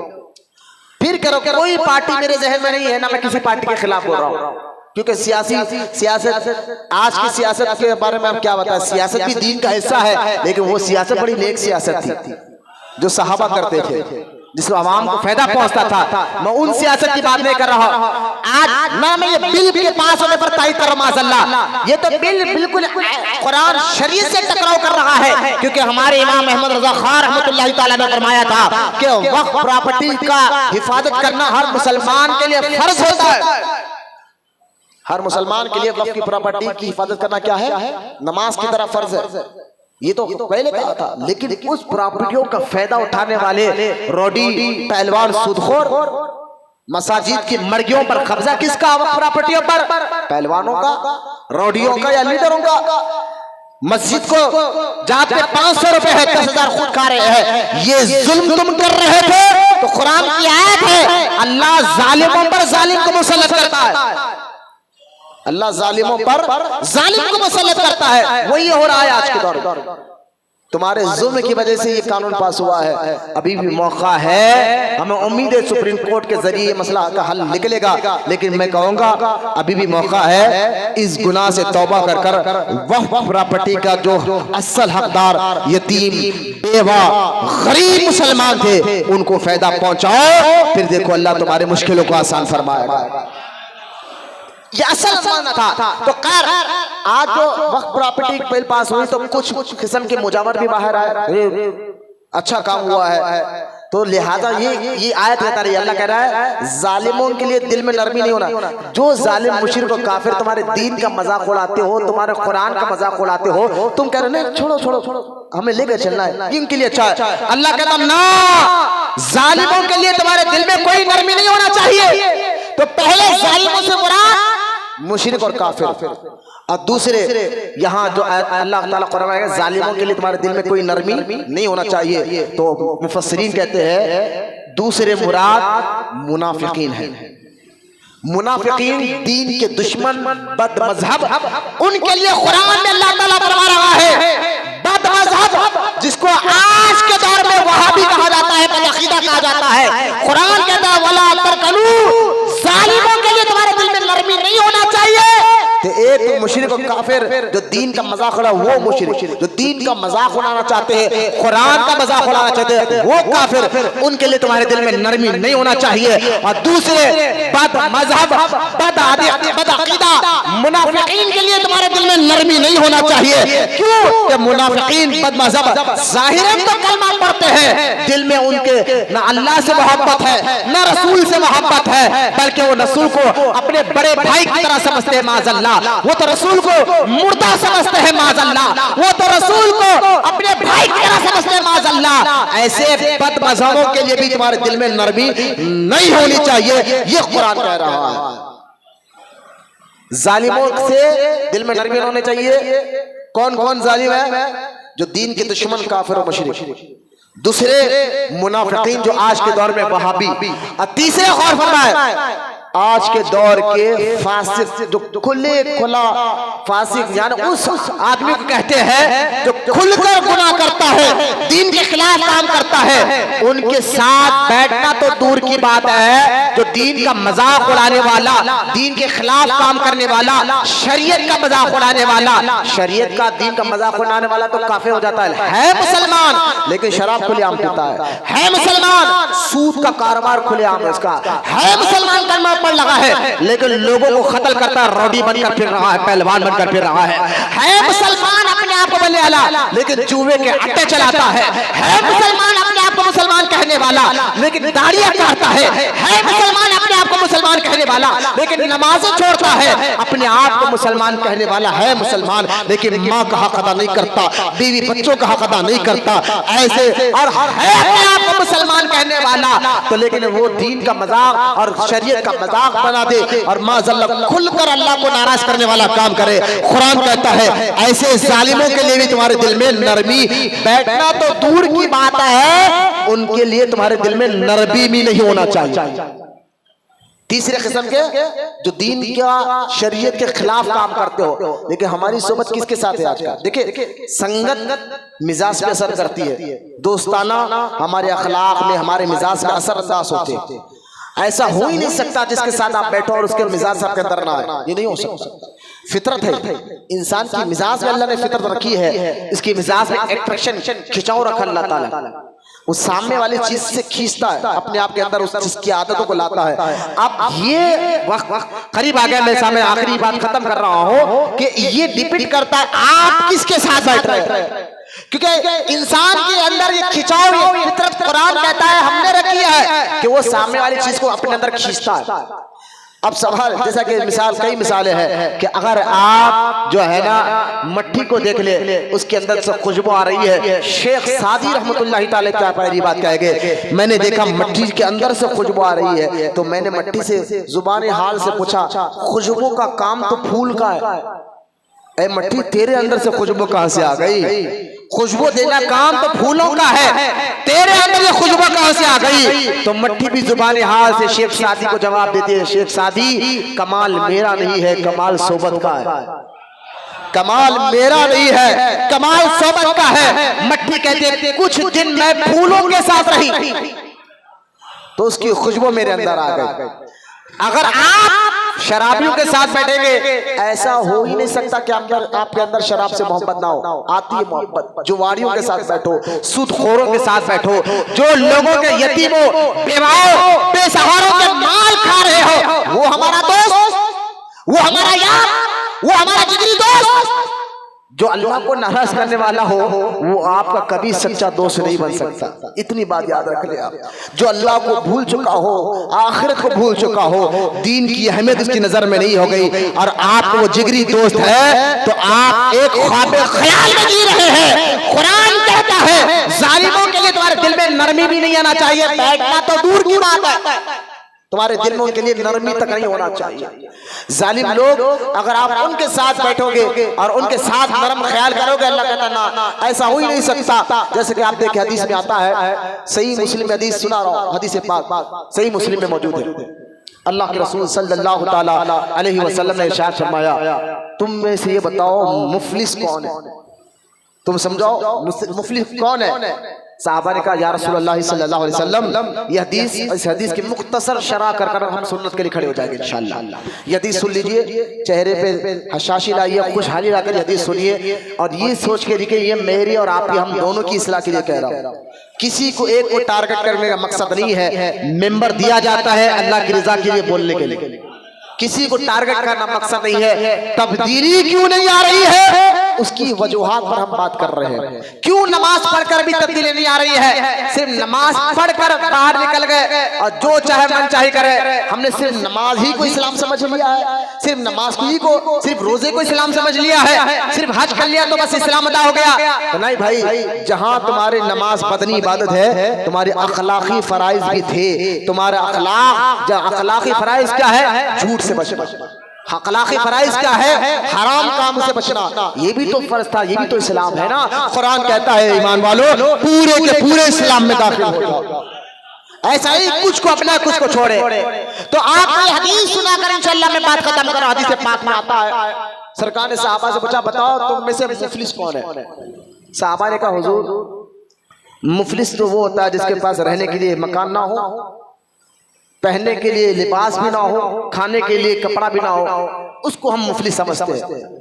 सहाबा ने जब ये कहा ना तो हुजूर ने फरमाया अलैहिस्सलाम, मैं इससे बड़ा भी मुफलिस बताऊं? इससे बड़ा भी मुफलिस? अब आप भी अपने अकल से, इससे बड़ा मुफलिस क्या हो सकता है? एक बंदे को रहने के लिए मकान नहीं है, खाने के लिए खाना नहीं है, पहनने के लिए लिबास भी सही नहीं है, तो इससे बड़ा गरीब आदमी कौन हो सकता है आपकी नजर में? हुजूर फरमाते मैं इससे बड़ा बताता हूं, इससे भी बड़ा बताता हूं। साहबा ने पूछा, हुजूर अल्लाह उसका रसूल ही बेहतर रहता, बताइए। अल्लाह के रसूल सल्लल्लाहु ताला अलैहि वसल्लम फरमाते हैं, क़यामत का दिन होगा, एक बंदे के पास हजारों लाखों नेकियां होंगे, वो अल्लाह की बारगाह में आएगा। नेकियां इतनी होगी वो अल्लाह की बारगाह में आएगा, लेकिन नेकियां होने के बावजूद भी वो मुफलिस हो जाएगा। सहाबा ने पूछा, हुजूर क्यों? नेकियां जब होगी मुफलिस क्यों हो गया? तो सहाबा कहते हैं, हुजूर अलैहिस्सलाम ने फरमाया कि वो जब क़यामत के दिन अल्लाह की बारगाह में आएगा, नेकियां नमाज के, रोजे के, हज के, ज़कात के सारे नेकियां लेकर आएगा, लेकिन अल्लाह ताला फरमाएगा तूने अपनी माँ का दिल दुखाया था, तूने माँ का हक अदा नहीं किया, बाप का हक अदा नहीं किया, बीवी बच्चों का हक अदा नहीं किया, पड़ोसी को तंग करता था, एक मुसलमान को तंग करता था, यतीमों का माल खाया था, बेवाओं का माल खाया था, नमाज पढ़कर समझ रहा था नेकी करो, लेकिन बेवाओं को तंग करना छोड़ा, झूठ बोलना छोड़ा, लोगों का माल खाना छोड़ा, लोगों को तकलीफ देना छोड़ा, सारे नेकियां अल्लाह ताला उसके उनको दे देगा जिनको इसने दुनिया में बिला वजह तंग किया था। सारे नेकियां खत्म, लेकिन लोग आते रहेंगे, या अल्लाह इसने मुझे भी तंग किया था। देखेंगे अल्लाह ताला उसके अमाल में एक भी नेकी बची भी नहीं रही। सारे नेकियां अपने अपने लोग, अल्लाह इसने मेरी जमीन हड़प रही थी, उसकी नेकियां खत्म। या अल्लाह मेरे इसने दुनिया में घर हड़प लिया था, खत्म। या अल्लाह इसने मेरे दुनिया में माल कर्जा लिया, वापस नहीं किया था, नेकियां खत्म। अब यहाँ तक लोग आते रहेंगे और अपना मुतालबा से करते रहेंगे, इस बंदे के पास सारे नेकियां खत्म हो जाएंगे। अल्लाह ताला फरमाएगा, लेकिन फिर भी लोग आते रहेंगे, तो अल्लाह फरमाएगा अब इस बंदे के गुनाह इस पर डाल दो, क्योंकि नेकियां तो खत्म हो गई, लेकिन इस लोगों के हक अदा करने चाहिए, लिहाजा इसकी नेकियां इस पे डाल दो और इसको घसीट कर दोज़ख में डाल दिया जाए। तो ये था मामला। आज हम डिबेट करते हैं दुनिया में किसके साथ बैठ रहे हैं, हमारे मिजाज के अंदर तब्दीली क्यों नहीं आ रही है? वजह यही है कि हमारा दोस्ताना रोडियो के साथ हो गया है, हमारा दोस्ताना लीडरों के साथ हो गया है, हमारा दोस्ताना ऐसे दुनियादारों के साथ उठना बैठना हम पसंद कर रहे हैं जो दुनियादार तो है लेकिन दीन के लिए कोई अहमियत नहीं रखते उनकी नजर में। बस पैसा कमाओ, जैसा कमाना है कमाओ, कि यतीम का माल हो या बेवा का माल हो या जमीन हड़पना हो। आज यही हाल हो गया है। जब सोबत गलत होगी ना, फिर हमारे हालात भी गलत हो जाएंगे। आज हम तब्दील होना चाहते हैं तो हमारे लिए सोबत का बदलना जरूरी है। उन सोबतों में आज कहेंगे ठीक है हजरत, बहुत से लोग सोबत आज रोडियो पहलवानों सुदखोरों की तो नहीं रखते, अच्छे लोगों की रखना। अच्छे लोगों से मुराद कौन है? जो मुत्तकी बेरोजगार हो। क्योंकि हुजूर ने फरमाया दोस्त को, हदीस सुने हुजूर फरमाया दोस्त को देखकर दोस्ती करो, दोस्त को देखकर दोस्ती करो।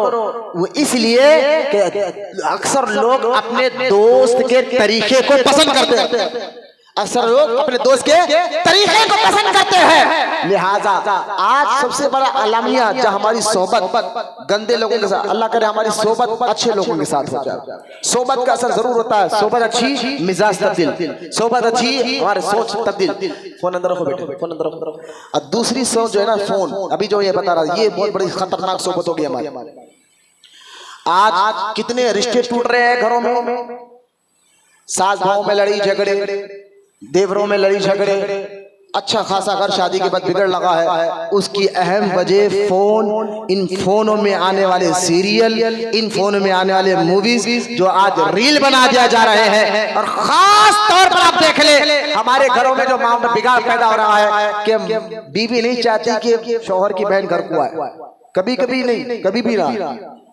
शौहर नहीं चाहता कि माँ बाप घर आए, कभी कभी नहीं, कभी भी ना आए। क्यों ये मिजाज आ रही है? अरे वजह क्या है? तो वजह उसके एक फोन भी है जो आज इन फोनों में जो सीरियल बन रहे हैं, खास तौर पर मेरा टारगेट पाकिस्तानी सीरियल। अरे औरत तो औरत है, आदमियां भी शौक से देख रहे हैं, शर्म से डूब मरने की बात है। और औरत तो औरत है, आदमियां भी उस सीरियल को देख रहे हैं। और उस सीरियल में हो क्या रहा है? पाकिस्तानी सीरियलों में शहद में जहर दिया जा रहा है। वो औरत बताएगी कि शौहर के साथ साथ ताल्लुक रखो तो गैर मर्द के साथ कैसे ताल्लुक रखना है, और चेहरे पे नमाज भी पढ़ते बताएंगे, उंडी भी पढ़ी बताएंगे, लेकिन उस औरत के ताल्लुकात शौहर के अलावा गैर मर्द से भी है। सीरियल में ये बताया जा रहा है। वो औरत बताएगी कि शौहर की बहन को कैसे हैंडल करना है, किस तरह जहर धीरे धीरे शौहर के जहन में डालना है, माँ के लिए, बाप के लिए, बहनों के लिए, भाइयों के लिए। वो सीरियल में आने वाली औरत बताएगी, और वो सीरियल में आने वाला मर्द बताएगा कि दीन क्या है। माज़अल्लाह, वो बताएगा दीन क्या है, फिर नमाज पढ़कर बताएगा यही दीन है। आज ये फोनों की वजह से, फोन जहां बहुत अच्छी चीजें अप्लाई करता है तो वहीं पर इस्तेमाल करने पर बात है, वहीं पर ये बहुत गंदी चीजें भी अप्लाई करता है। और हमारी मिजाज ज्यादा क्या हो गई है कि हम गलत चीजों को ज्यादा एक्सेप्ट करने वाले बन गए हैं। इन फोनों का इस्तेमाल भी जरूरी है। हदीस में सरकार ने फरमाया, जो अपने बीवी की ये परवाह ना करे, जो अपनी बीवी के लिए परवाह ना करे, वो क्या करती है? जो अपनी बीवी बहन परवाह ना करे इस बात की, वो करती क्या है, किससे बात करती है, किससे मिलती है, ये परवाह ही ना करे। और कहे कि आजादी का दौर है, बस रहने तो अपनी जिंदगी जीने दो, और ये परवाह ना करे किसकी बीवी क्या कर रही है, किससे मिल रही है, किससे बात कर रही है, फोन पर है, किससे चैट कर रही है, किसी गैर मर्द से बात कर रही है। और इसे जानकर भी खामोश है। छोड़ो, भाई का मुंह बोला भाई बन गया, फला भाई बन गया। हदीस में आता हुजूर ने फरमाया, ऐसा मर्द अल्लाह की नजर में दय्यूस होता है। दय्यूस जो दोज़ख में, यानी उसको परवाह नहीं कि उसकी बीवी क्या कर रही है, बहन क्या कर रही है, दय्यूस। और दय्यूस के पीछे नमाज नहीं होती, दयूस के पीछे दयूस की गवाही कबूल नहीं होती। जो मर्द दयूस बन जाए अल्लाह उसको दोज़ख में जरूर जानता है। तो आज के दौर में अगर आप तब्दीली चाहते हैं कि आपके अंदर आखिरत की फिक्र पैदा हो, आपके अंदर आखिरत की सोच पैदा हो, तो आपके लिए जरूरी है दुनिया की मोहब्बत खत्म करें। और दुनिया क्या है, मैंने बयान खत्म कर दिया है पहले जुमा में, आप रिकॉर्ड देख सकते हैं। दूसरा जो है, ढोंगी पीरों से बचते रहे, ढोंगी मौलवियों से बचते रहे। तीसरा, जालिम लोगों से दूर रहे, सोबत अच्छी रखे। ये तीन चीजों पर मैंने बयान किया।